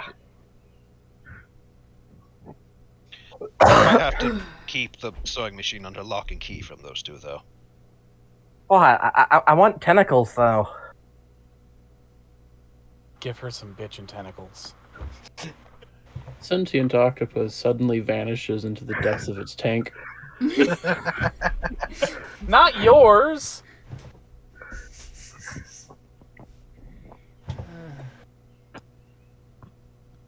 Okay. Like, we're gonna need to make a map of the Frey Zoo. Yeah. A revised map. I need to like sit down and like build it in Planet Zoo or something at this point. Yeah. Like I have it like pictured in my head. But I don't know if I can find a mole whale for Planet Zoo. Well then. Well, how are the new legs? She wakes up. She looks down. She's like, "Oh, damn."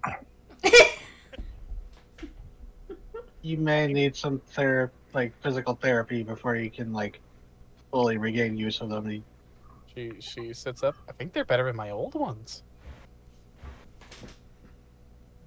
You guys did it. You made me human again.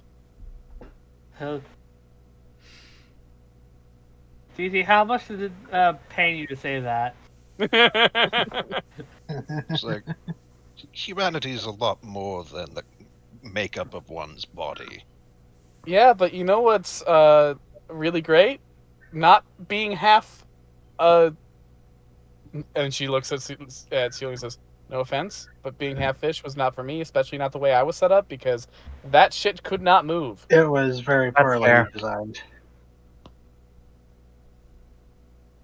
Like, you So, seem to have like a really tasteful thing going. This flat out sucked. Yeah, no. Sure. Yeah, did they even remember to give you gills while they were doing that? No. What the fuck?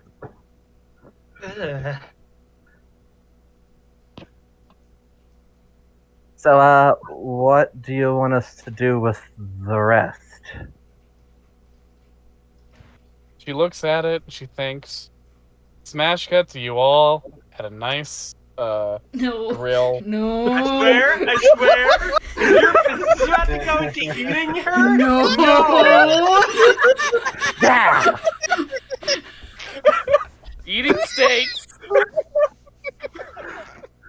Oh, Jesus. Okay, you turned into chum for the animals. Yeah, that's what Isaac was gonna suggest. There's I mean, plenty it's of a food giant dead connected. fish ass. There's not much you can do with it. Yeah. The normal Oh. walrus probably I mean, goes Kaiko's fire would nuts. appreciate it. Throw There's it in no the soul in it, incinerator. though. I had you guys going there for a second. If we didn't stop you, I don't know if you would have stopped. I'll be honest, I don't know if I would have either.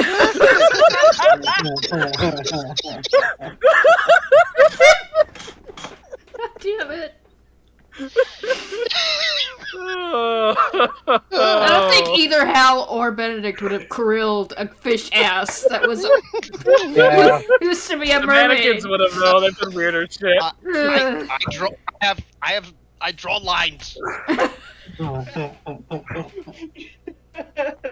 I know how to work a grill.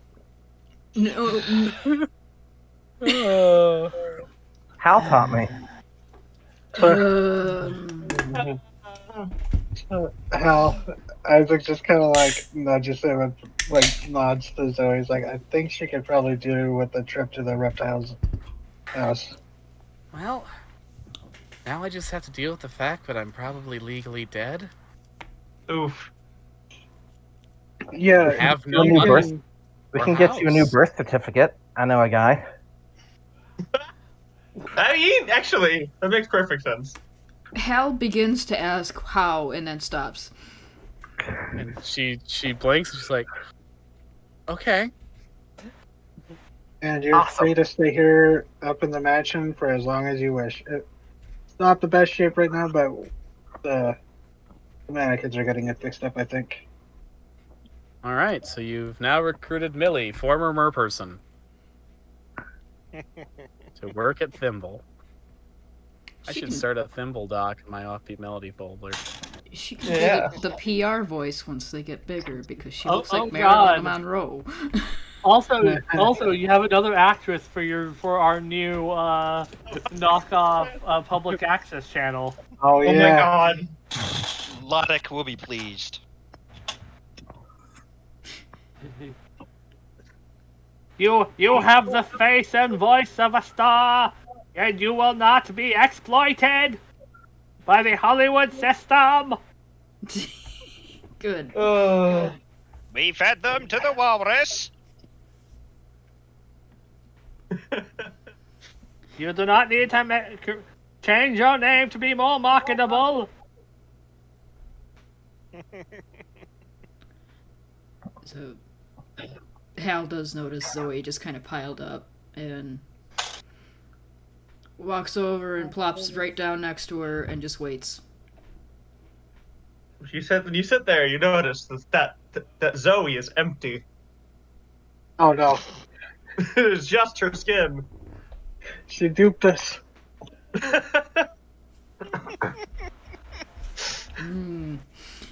Hal grabs the That's spear and some puts it back Naruto on his nonsense. back. The spear has a note that says BBL. Oh, BL. be back later. Or big, beautiful lizard, depending on your community. Yes, why not spell it out so it's not so ambiguous? There was a time when communication was restricted monetarily, so people had to be concise. Hmm.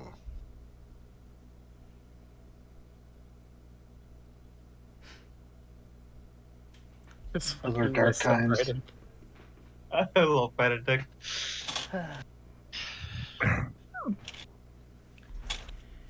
I don't know where she's gotten off to, but It's a big place. Cut to the Rattlesnake HQ as Reese's Puffs, Reese's Puffs, eat Reese's Puffs. Reese's Puffs, Reese's Puffs. Beat 'em up, beat 'em up, beat 'em up, beat 'em up. Oh my god. Stick Rave. He is not at the Rattlesnake, though. So with Snake Grave, they would just like swing their heads around. Yes. How is Kaiko, by the way?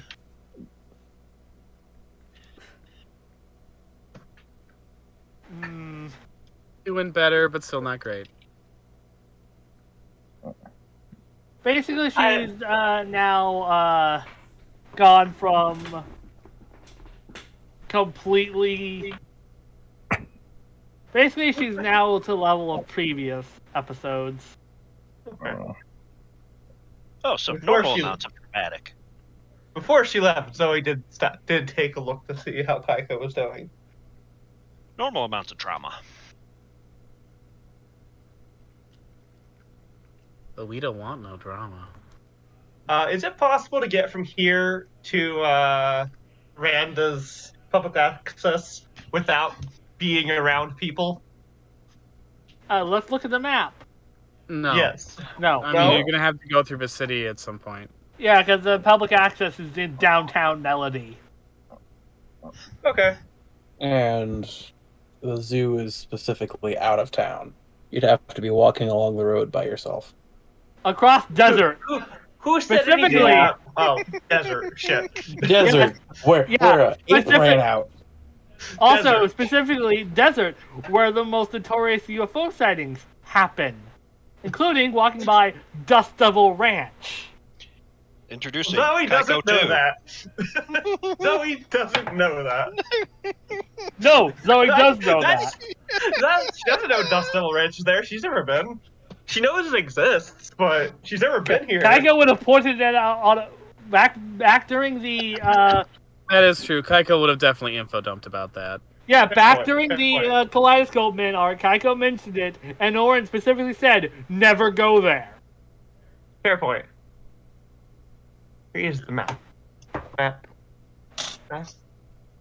That's assuming Zoe thinks she's running off on her own. Suki has been awfully quiet. So are you saying you've been following Zoe? Yes. Because she is currently not herself and not a snake moth. She is a literal snake. Not the She weirdest shed- thing she's ever seen, though it's up there. She shed I'm out just of her imagining skin. really tiny snake, Zoe. You just pick Yeah. her up and she can't do anything. It's just like, no! She looks like Garter her snake or like, rattlesnake? a rattlesnake, obviously. Yeah, I don't know. She is. Garter snake would be pretty cute. Yeah, you just see Suki tracing after the snake skids of Zoe like Batman and the fucking Arkham games, the Tech Division. Just like A little. very quiet. It's someone left Zoe alone. Oh no. Sees right rattlesnake. Ah, that is. Grab Zoe from behind the neck. All right, we're coming back. Okay, well, This she is- looks like. She still has some. She's still a fuzzy snake, but she's like a normal sized snake. You know, like that video where the snake's covered in moss. Yes. Yeah, so before she gets too far out of the zoo, a hand grabs the back of the tail and Suki lifts up Snake Zoe. He's like, I feel like we've had this discussion when we had the run off into the woods and met the man-eating cannibal. He just stares at you. Tongue And flicks out.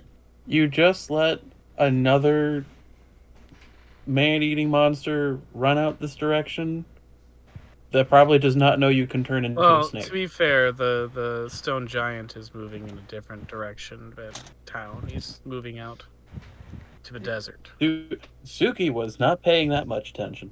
Okay, fair. If a snake could glare, the snake is glaring. Oh god, Melody now has its own Magian monster. You want to talk about this? Or do we need to go somewhere where you're not going alone? She's a snake. I don't think she can actually talk right now. Explain your smallness. I am small. Wiggle up and down for yes and side to side for no. How hard is this? I don't know. I've never been a snake. This is officially one of the weirder things I've done. Shira does like a kinda. Put Zoe in a bag and walks away. Okay, Mine now. where are you going? She looks towards town. Okay.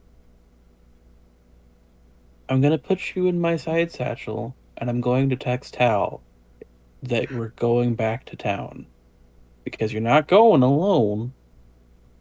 I don't trust this place like that. Also, it's not like Hal's doing something much more horrific, right? Yeah, this is happening while Hal is fucking cutting someone in half. No, that's Zoe. I mean, Suki. I mean, Suki. Julie. Julie. I'm just This watching. is happening while that girl's getting cut Watching in an half. abject horror. I just wanted Hal on hand with the magic to be there just in case things went bad. Yeah. There's like a door, an outside shot of the door, and you suddenly start hearing chainsaw noises. Okay. I think I've gotten better. What's going on? Oh, Oh. oh no. Vivisecting someone in a lab. Oh no. Maybe don't. Thankfully, that didn't quite happen to Kaiko. It's close Yeah. enough to the Y abduction. Oh no. Well, Right before the surgery, put a "Do Not Disturb" sign on the handle. Impromptu surgery in progress. it's more of a very fun elevator ride for those who know that reference. Isn't that the alien abduction thing? What was that? Wasn't that an alien abduction? Basically a mix of that and Main Abyss.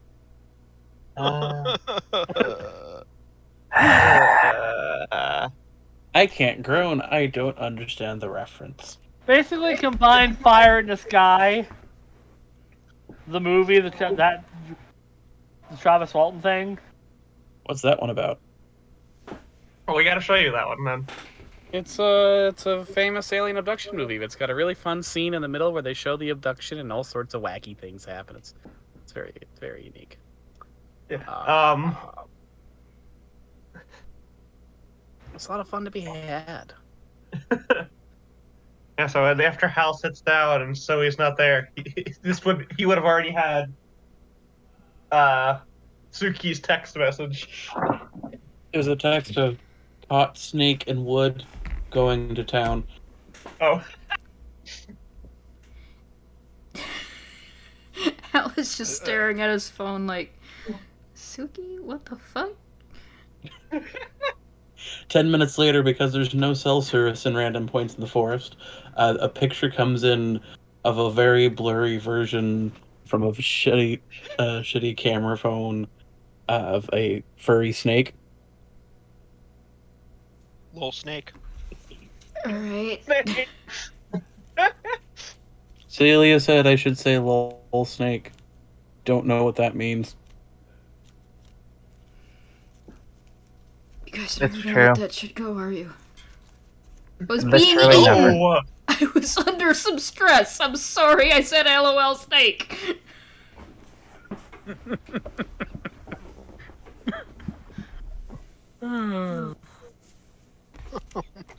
What a time my to be God. alive.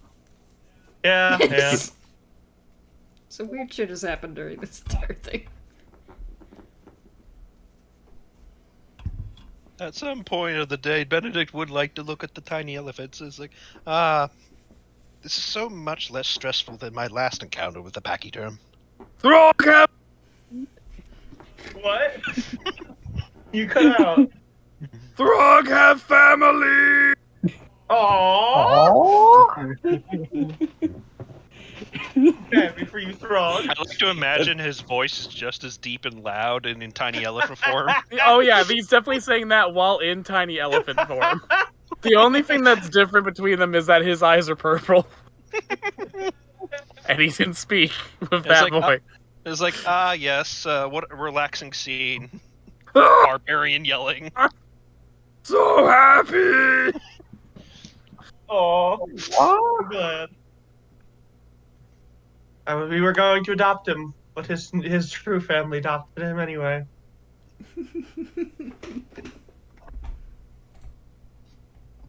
This is a very good solution to the mountains of friendly monster PCs we're accruing.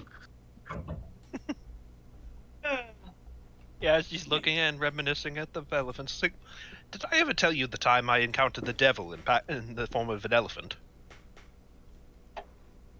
Yeah, it was fairly recent. We all met him. Yeah, didn't we do that yesterday? Wait, what? Wait, what? Oh, so sweet baby Jumbo bailed before you saw him. Well, you'll reunite eventually. Oh no. Sweet baby Jumbo's still out there. I guess once they're away from closer to town anyway, Zoe does climb out of the satchel and plop onto the ground. And I guess he just like, I haven't thought about how she transforms from a snake back into like an actual snake back into a person.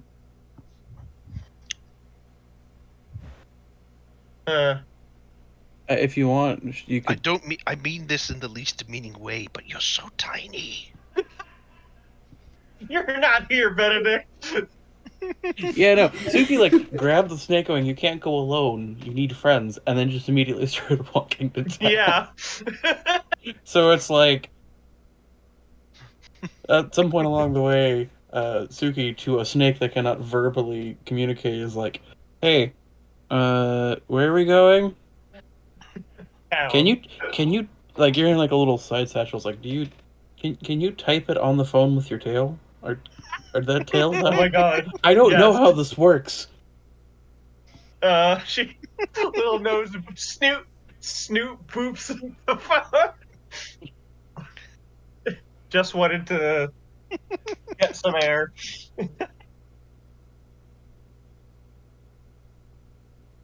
Feel bad. I mean, you did a pretty good job. We got everybody out okay. Oh. I mean, existential dread is something someone has to work through. It's not something they're just going to immediately go, "Oh, I'm better," because someone apologized for it. It's a very complicated situation. I get it. I fought tulpas. I fought shadow people. They're weird. You didn't make the tulpa. Not that tulpa, no. Just looks at you. What, have I not? Right. I have not told you about anything about my past. I forgot. I thought I did. Shakes her head. I used to be like you, funny enough. Was a kid with a bunch of friends stopping monsters. When you said like you, she looks at her little snake self. Not like now, but you know what I mean. You don't used have to a be snake. like you used to be. But no, had a bunch of friends in a small little town on the coast. Similar sort of a thing with the sky and the monsters and there's a lot of things that are similar and a lot of things that are different. But I fought Tulpa once. A kid in my school was like, "I want this monster doodle to be real," after everyone told him, "No, you can't have that monster be real. It's lame. It's just a tube with legs." Well, he believed hard enough. Oh. I mean, the tube with legs was easy to deal with, I suppose. Kept him out back for a while. Then he vanished.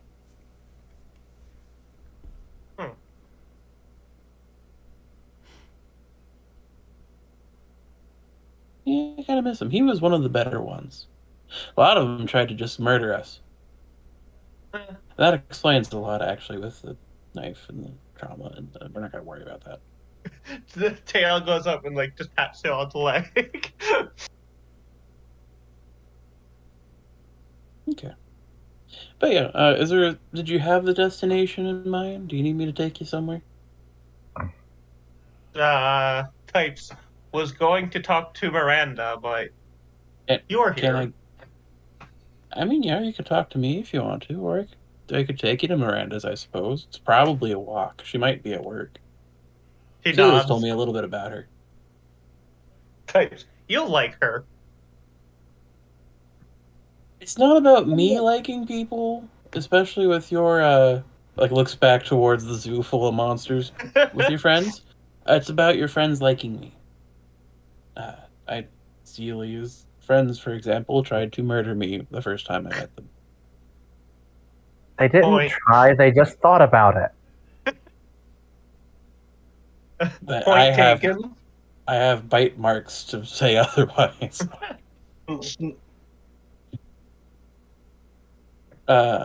So I would, if you want me to go take you to Miranda, I guess I can. If you want, or we could chat. Up to you.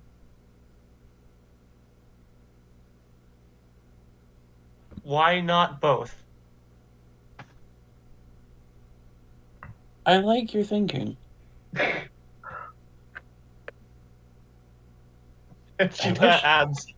Go ahead. No, go ahead. Trying to figure out how to turn back right now. I mean, this is pretty easy just to get you into town. No one's gonna notice a snake in a bag. What do you imagine? Little snake just knows just pop, pop, pop against your phone screen for a couple seconds every time. I mean, just give me the address. We'll go pay a visit. Tell her I'm a fan, get us in, and we get you out.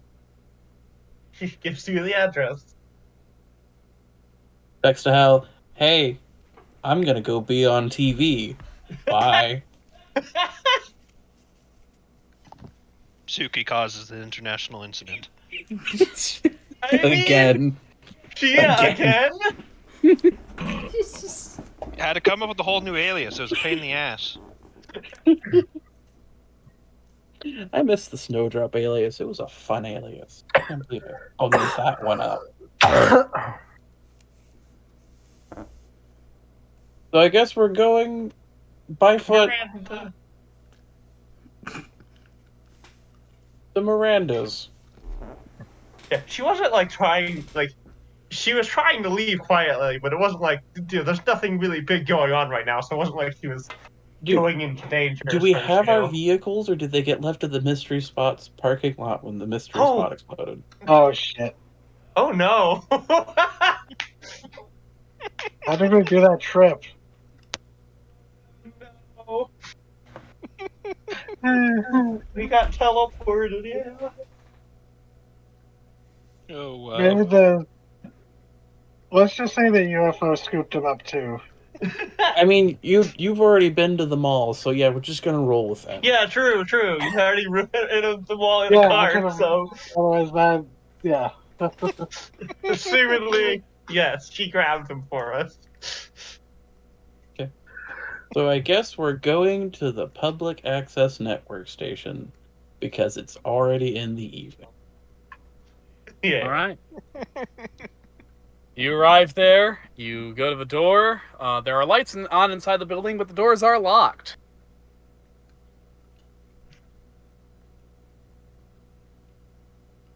I wonder if I still have that. Zoe, could you look in my bag and see if there's that old lock picking kit? He goes down into bag, shuffles around, comes back up with the pick in her mouth. Okay, cool, thank you. And she grabs it, and then she does the first sensible thing and actually knocks on the door to see if anybody answers. Very fair. At the moment, nobody answers. There is, however, a doorbell. As Celia's knocking, Zoe like slithers up her arm and pokes the doorknob of the doorbell. All right. A minute passes, no one comes. Another Damn it. minute passes, no one comes. Yeah, What do you do? What do you do? You could break in just to say hello. I just like Gwen and there's like, I think I can pull off like I'm a very confused food delivery driver for a few minutes. Nobody knows me anyway, so it's fine. If not, we'll go to a side door and we'll pick the lock. Eventually, a person does come. They're a sort of scruffy, gawky-looking guy. In roughly their mid-20s, you'd say. Yeah. Hi, Oh, I have a food delivery for Miranda Esper. Instructions say to deliver it straight to her. do you have any food on you? My He bag has is a big and satchel full. that's full of My, something. I have a bag that looks like it's got something in it that looks like it could be a noodle container. I got a live rattlesnake. Alright, and he lets you in. And he closes the door and locks it. It's like there. Let's see that. There's Suki in her bag. There's a lockpicking kit, a snake, a gun. That looks like a food container. Nice. And I guess she makes her way to where, in theory, Miranda Esper's. You guys know you've visited before. Suki hasn't. Oh, that's true. Yeah. Alright, so you're just wandering around the studio? Getting thumps from a snake in a bag, probably. Yeah. Snake a chewy. Zoe's like head pops out just enough to look where they're going, and occasionally Alright, just roll a d6 for me. I mean, you could just go to a bathroom and let Zoe transform again and pop back out. she started said she's trying to figure out how to do that. Roll a d6 for me. That's Okay, a 1. No. Gray, roll a d6 Oh, for me. okay. I got a 4. Four means death. Alright. Also, Yeah, give head me down. one ring. You head down to the basement, assuming that that's where the studio spaces would be, and you see that there are several different recording studios here, and just process of elimination. You go to the first door that you see and open it. You go inside, the lights are on, but you go in, you see all the recording equipment, and standing in the center of the room is this great big prop monster. Oh. What kind of prop monster? What does it look like? It looks almost like it's got the general build of like one of the soldier bugs from Starship Troopers, but if it was, more of a mammalian reptilian sort of being. Like its body is a giant. Have you ever imagined that a stapler is a little monstery guy? Okay, that makes more sense. Imagine if a stapler was a little monstery guy and it had like spidery legs and arms growing out of it, but most of its body was just the big giant set of jaws. And it's got giant clusters of eyes that are arranged asymmetrically across the back of its staple body. I mean, it's not literally a stapler, but you can see the inspirations. Is it a suit or is that a monster? It's very, very still. Suki's just gonna go, Miranda Esper? Got a delivery? How loud are you doing that? Fairly loud. Alright, roll a sharp check for me. Oh god! I can't believe I'm going to die because I was in the bag. This is what you get. I've made a mistake. You made a mistake. Yes, I made a mistake. I got a 9. Oh. Yeah, you think it's just a prop. Can I roll? Can I roll that sharp check? No, you're in a bag. God damn it. It's like, that's a funky prop. Kind of looks like a stapler. And just goes out of the room and closes the door behind her. Like, right. Well, she's not in that one. Do a nice read a bad situation for me. Oh no! Oh shit. Yeah? That's 12. Ooh. Alright, you know the questions. I'm pulling them up real quick just for easy visual reference. Because your boy is blind sometimes. Okay, so are there any dangers I haven't noticed yet? As you close the door behind you, you hear from inside that room the sound of skittering legs. What the fuck? The gourmand is back. And you just hear Suki sighs like, You have more. bitch. You have more questions. I have 2 more questions. What's the biggest threat? Well, given the arrangement of limbs you saw, you would assume the sound that you just heard belonged to that thing, and that it's actually an actual monster.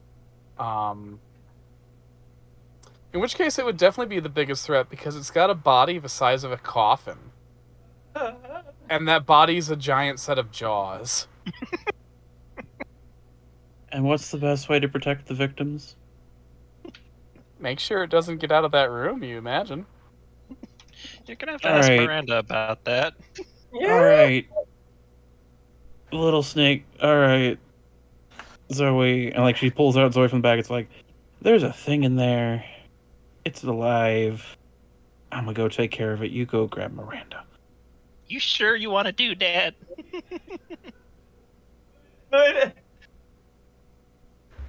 Looks at you like you have 1,000 heads. If Miranda is a good friend of yours, that means she's got some weird, funky shit, and will be able to help us deal with this a little better. Are you sure you want to mug it, and before you realize it might possibly be an actor, a friend of hers? It's like, oh god, I came to this planet to star in a film. Jeez. What are you, stagehand? Stab me. She pokes you. She aggressively taps on your phone. Old door shut. BRP. Okay. Zoe knows where. So Zoe knows where it is. Yeah, Zoe knows where Miranda is in here, right? I've been in here with her. Right? There's a Yes. and a snake Yes. on the floor. Okay. Snake goes towards Miranda. Alright, you go to Miranda's studio. It's Studio 4. He just squeezes under the door. Inside, Miranda and her 2 assistants, or 3. There's a handful, are filming a take of her show, and she's talking about. Now, of course, everyone talks about the prop in this movie, and to be fair, yes, it's not the most convincing, but oh wait, shit, I should have done that all in character voice. God damn it. Okay. Snake comes slithering up to her. God, we've had so many takes today. Tap on her foot. Miranda, you gotta sing. Yeah, I see that. Take 5, everybody. And she While this walks is up happening, and lifts Zoe up. Yeah, you want to interrupt? Okay. yeah. While Zoe's slithering away, Suki's like, okay, what would Celia do in this situation? Why am I running off of everything I do is what Celia would do in this situation? Celia would bite it in half. Or try to Suki- befriend it. Or try to Suki befriend it, kind of yeah. quietly knocks on the door. It's like, knock, knock. Okay. I need to know if you're a man-eating monster or somebody who's just trying to hide. I'm fine with either. And she's like physically like bracing herself for it to start attacking the door. Nothing happens. Oh my god, that's even worse. I'm gonna have Yeah. to stab this thing. Good. Picks up Zoe. All right. Kid, is that you, or did you reproduce somehow? Nods to the first one, no to the second one. All right. What happened? Were you shrunk by a wizard, or? She looks out the door and rattles her little rattle. Oh, you got monster problems? Nod. Okay, I don't do the fighting anymore. I had a traumatic. Big snake eyes. Okay, everyone staying here a second. I gotta go check on something. And they all nod, and they're like, "Do you want me to watch that auction?" Yes, god damn it! Meanwhile, Isaac. She heads out the studio. The Whether mannequin she is knows it or concerned not, for becoming Miranda's boss. funding Thimble. What? Whether she knows it or not, Miranda's funding Thimble. The mannequin, he's got a dedicated crew to mannequins. Fucking Beanie Baby As watch. Miranda heads towards, heads out of the studio out of the hallway towards Suki. Suki, you now hear something behind the door, and you see flashes of blue light, and you hear something like screaming until it fades into radio static. What? Do you open the door? I open the door. No! Like looks down at the hallway, does a friendly nod, and then just into the room. You go into the room, and you see the creature which was poised to pounce, but now it is flopped back, its limbs twitching like a spider that's in its death throes, as its body fades into blurry television static that then just fades out of existence entirely. What? And the creature is completely gone by the time Miranda's behind you. She turns Can I around. help you? Oh, you're Zoe's friend, right? We met at the party. Yeah, we met at the party. Do monsters in your studio always turn to static when they die? Generally, there aren't monsters in my studio. Fair. There was. I just points at the spot, and it's like, it's whatever. It's gone now. I don't know what killed it. That should be a bigger concern. But whatever. Well, Zoe wanted to talk to you. I just pointed at the hand. It's like, and we were out west, by some stuff that she shouldn't have walked by herself alone or slithered off by herself alone. alright, well, and she closes the door behind you, and you guys are in Studio 1. What do you need, Zoe? She wiggles out of her hand, like pops to the ground. Is there like chairs or something like you go behind in here? I mean, it's a film studio, so there's like cameras and shit. There's chairs. She slithers behind something, and then comes out on the other side herself. Mhm. That was Fully weird. clothed. Yes, she has her dress. Yeah, she's got the shape-changing dress. We got that worked out. Yeah. That was weird.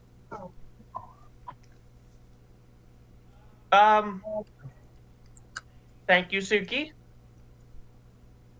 You're welcome. And hey, Miranda. Hey, Zoe, what you need? Just some shit happened. Okay. The mystery spot Oh. no longer exists. The mystery spot turned out to be a thing run by a relative, well, not a relative, like the same species, Asmophilus, called what was he called again? The Cursed collector. Disturbing distributor. The disturbing distributor. We went inside. Some of us were thrown in cages. Some of us went to talk to him. We're taken to talk to him to sell everyone else. We broke everything out. We blew it all up. We wound up with a second Hal who was a tulpa, and the stone giant who I couldn't just leave to get blown up in a thing. The Hal is Hal made because I was stubborn about the Catman thing, which made a tulpa of Hal exist who has the same exact memories, and I'm pretty sure he hates me. And then there's the stone giant who I tried to convince to be chill, but he just walked off to be alone in existence, and I feel real bad. That is a lot. It is a lot. Oh, okay. And So she just there's plops into a chair. Also, there's- Isaac is going forward with his project. That's the word. well, that's nice. So there's 2 Hals now. Yeah, I made a tulpa of Hal. What's a tulpa? What? Thought form energy Catman. ghost? Wow, that I can't really sum it up better than that. So like Tinkerbell? No, like sort of?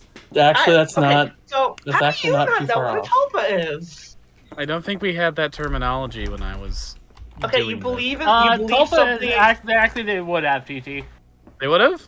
Yeah, Tulpa goes back to Aleister Crowley. But like the name Tulpa? Yeah, it's from Tulpa was taken Egregore from is an older but similar term. Yeah, Tulpa was taken from Tibetan Buddhism from Helena Blavatsky. Huh. Alright. Well, you did just one up It my got a paranormal lot more cred. popularity with the internet, but Yeah, it goes back- I feel like it got into mainstream cryptozoology, but at the same time she's in love with Orin. She would know Yeah. obscure. Okay, so yeah, never mind. She knows what Tulpa is. Because I took a picture of Hal and it was really blurry, so it looked like he had fur and cat ears. It was not my best picture, but like I posted it because I was desperate to post like anything I took. I threw everything up on the internet, and people glommed onto it as the Camelody Catman, and I kept denying it every single time it was brought up. And I made a tulpa because of it, and he's Hal, but as a cat, I think Julie said a thriller style Catman. And then she looked absolutely disgusted when I didn't know what that was. But not like a Cats 2019 Catman, right? God, no. No, not that bad. Okay, thank God. You've stricken that movie from existence. Celia and I were But, some of the first ones to meet Hal too. Well, don't call him that. I've already Yeah, called that's him probably the wrong thing to call him. Yeah, he has all Hal's memories. You told me I couldn't before- call him Cal. Just call him Hal. Or for clarification, right now, Cat Hal. Where do you think Cal comes from? Cat Hal. Just take the H out. You're still taking and changing his name without his consent. Okay. What? No, that's just a response. Okay, so we've got two Hals.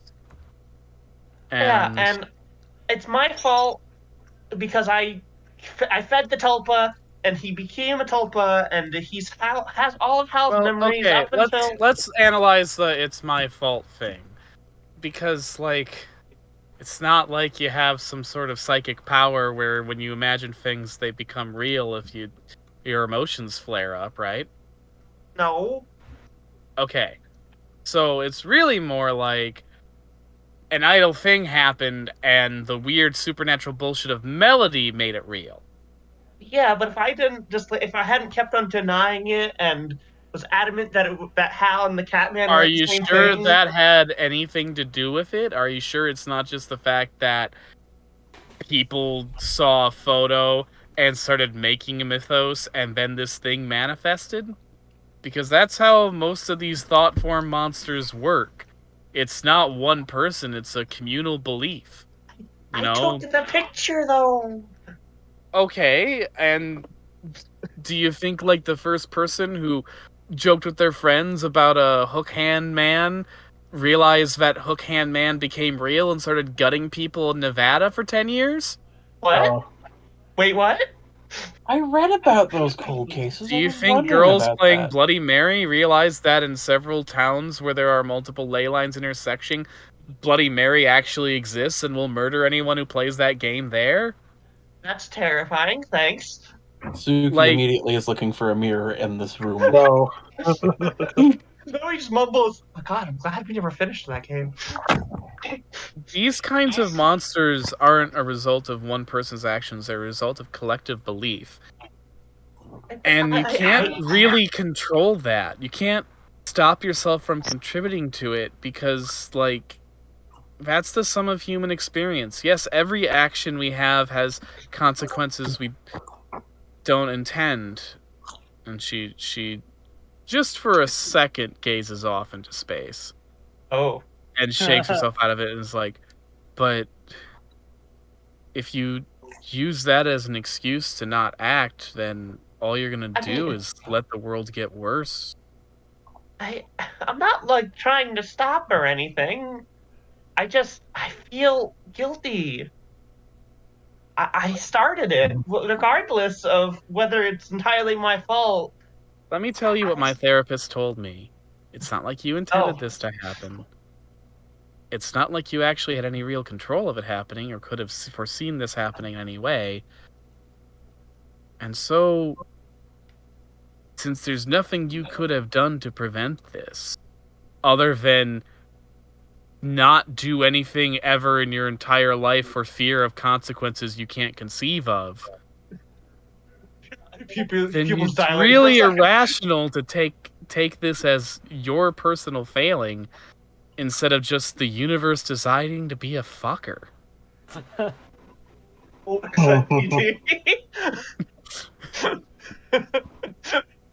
Sorry. Mm-hmm. I still I feel responsible. It's Hal. Yeah, He's yeah. still. You're allowed to feel responsible, but like you got to tell yourself that's not a rational feeling because it's not. And treating it like it is rational is just going to make you beat yourself up for eternity over something that you have no control over.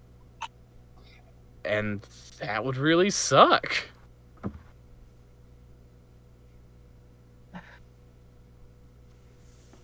Yuki is oddly quiet throughout this entire conversation. She's got the 1,000-yard stare. Oh. Like, there's nothing you could have done to prevent this. There's nothing feasible you could have done to prevent this. There's no way you could have known this would have happened. Because it's some weird supernatural bullshit that makes no goddamn sense. And, let's be honest, has a really specious chain of events. Like, the cause and effect here is really stupid. And you can feel bad that this other Hal is suffering, which you should. He's it's a bad situation to be the other cat version of a person. But it's not your fault, and also isn't it kind of oddly insulting to treat the creation of him as some horrible crime for which you must atone? No, Like, I feel bad for the pain he's going through. Yeah, well, thinking rationally, yeah, you feel bad, but there's no rational reason to feel it, and you've got to cling to that, or else you're gonna drive yourself nuts with grief that makes no sense. What if he hates me? Well, I mean, I don't see Hal ever being like that, but Hal didn't live in a cage for 4 months. Well, maybe you gotta give him time to sort himself out before you tear yourself up about what he might do. He's probably going through a lot weirder feelings than you are right now. I mean, yeah. He just started existing, yet he has all of Hal's memories and life experiences up to a point, and then he was thrown in a cage by a same thing that Faust is. So we can say demon. It's fine. Can we? Is that what she is technically? I mean, not in the sense that I understand the term demon, but that's neither here nor there. Look, take it as someone who was born through not stellar circumstances. Well, like interstellar circumstances. Just because someone was made in a messed up fashion, doesn't mean they have to feel like their existence is invalid. And maybe what Cat Hal needs isn't people freaking out about what they think they've done to him, but people being open to accepting him for who he is and letting him be who he wants to make himself be.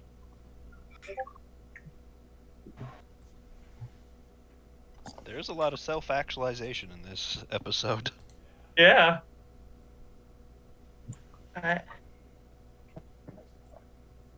But this isn't your fault. You have to stop blaming yourself, no matter how much you feel like you should. That's an irrational feeling. And if you want to channel this into something productive, find a way to be there for him. Because if he's anything like the Hal that I know, he'll need someone to be there for him. And he'll be a very forgiving person.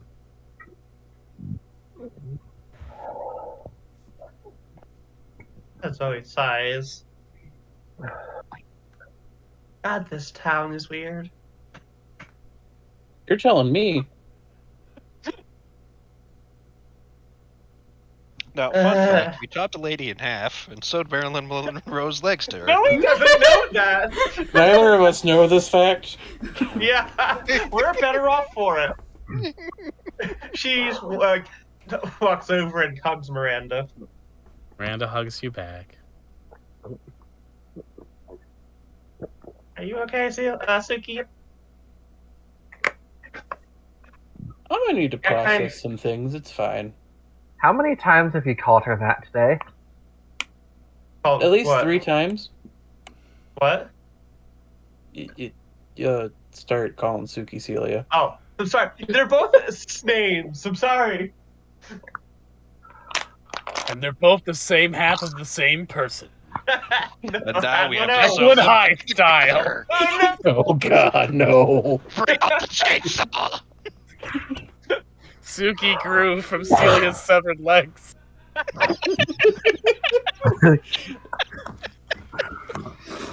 don't think that's how that worked, but okay. Oh, God. Like an earthworm. We established this earlier.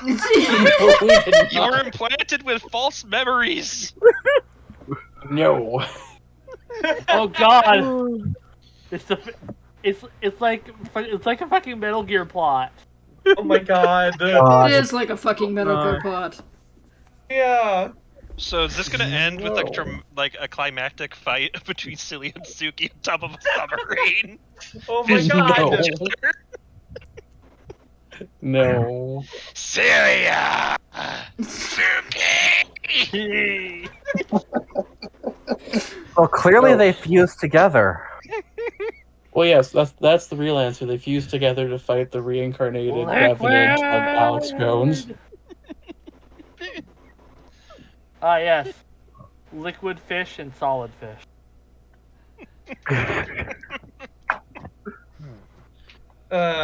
Solid fish. Delicious. I prefer my fish to be solid, yeah. Oh yeah. Do you usually get monsters here in the building? No. No, I do not. Oh, you had one. Oh, well, I'll keep an eye It out, I guess. It turned into TV static. I don't know if that means anything. Nope. Was that a flat nope or just was that like a too quick nope? I can only assume what the fuck are you talking about? No. It looked Make like a charm check. Ooh, Okay, shit. I'm really good at that. Okay. I'm terrible at that. That's No, actually, I'm not terrible at that's a 14. that. I got a 9. That's literally the highest possible thing I could roll for that. Damn. Okay. Charm and weird are her best stats. That is double 6. That's a 5. No, I could have actually gotten one higher. Never mind. That's one enough for maximum. Miranda Esper is an incredibly talented actress. The fact that she works on a public access TV show should not be viewed as a judgment on her acting talents. She is very, very good at projecting the emotion she wants to project in a realistic and believable human way, as well as going for a theatrical camp. Versatile, incredibly gifted. So, But I also with most people giving that answer, she gave an answer that to that question that to pretty much any person would seem completely believable. Like, She's like, yeah, nope, that makes no fucking. I've never seen anything like that before. Get the fuck out of my house. Like where he's like, yep, I buy that completely. But maybe it's because you've had several heart-to-hearts with this woman, or maybe it's because you yourself are just full of doubts right now. But you feel like you detect just a tinge of a lie. Ooh.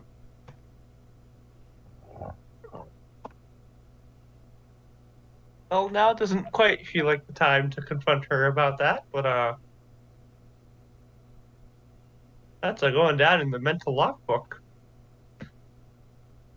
So, yeah, I guess just keep an eye out for any weird stapler monsters. Okay. Weird bug, mammal, insect, stapler. When you see it, you'll understand. They are very good at pretending to be suits. All right. Well, I'll keep an eye out, and I'll tell my crew to be safe and all that. Good. Do they know anything about the weirdness? They know that we were broken into fairly recently, which is why we had to change our protocol and start locking the door all the time after like 5 p.m. Wait, what? Well, yeah, there was the thing where one of our crew members, one of our janitors, got infected by some sort of disease. The he who will become thing. Speaking of which, one of those was still around in the weird facility. Oh yeah, he blew up now. He was the original, like the Sonic. Felt bad for him. He asked if anyone remembered him at the end, and that was the weird part. I mean, I remember him because that was a traumatizing experience. Yeah. I told him people remembered him. It's Sonic. He's kind of an icon. You can't really get around that. Yeah, and there's another thing. There was a stone giant who I was at first going to just leave to die in the explosion, but like maybe not. Also, tell her Slenderman is real and smokes weed. All right. Yeah, that happened too. Maybe don't tell her about the Kaleidoscope Men. I don't know. Because that was traumatic the first time around. True, but like Zoe's you also also poured her. that Sprinkle Zoe's Jack is apparently another Kaleidoscope Man thing. Yeah. Yep, you have a Zoe's relative, poured I guess. Zoe's poured her heart out to this woman more than once, so she doesn't really want to keep something from her that like is especially relevant. Oh, we also had a dialect who said he was from Television Land. That was weird. Yeah, we have a He's a dialect theater now. director now. You should meet him. He might maybe he can get a show on public access. Amanda thinks about it a second. She's like, do you think he'd mind if we changed his casing so we don't get sued? He Doubt actually it. was looking forward to it, I think. Yeah. All Also, right, because we can get away with a knockoff Dalek. He's it's Lockhead especially now. excited to narrate Lodek, I mean. Shakespeare. And to play a therapist on Shit, TV. I'd watch that. And to play a therapist on TV. I think a Dr. Phil No, he dialect wanted to would be become a great. therapist for real, and he wanted to be a Shakespearean actor. Yeah. But he wants to be a thespian therapist. A thespian therapist.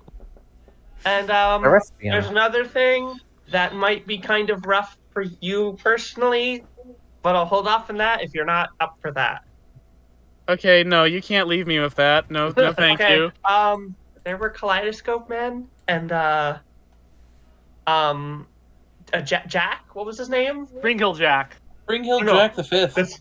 Spring-Heel Jack the Fifth, who it seems like is like the original might have been, like you. Like the Victorian England Yeah. monster? No, that one was number one. He specifically Yeah, this insisted right over that he was the fifth.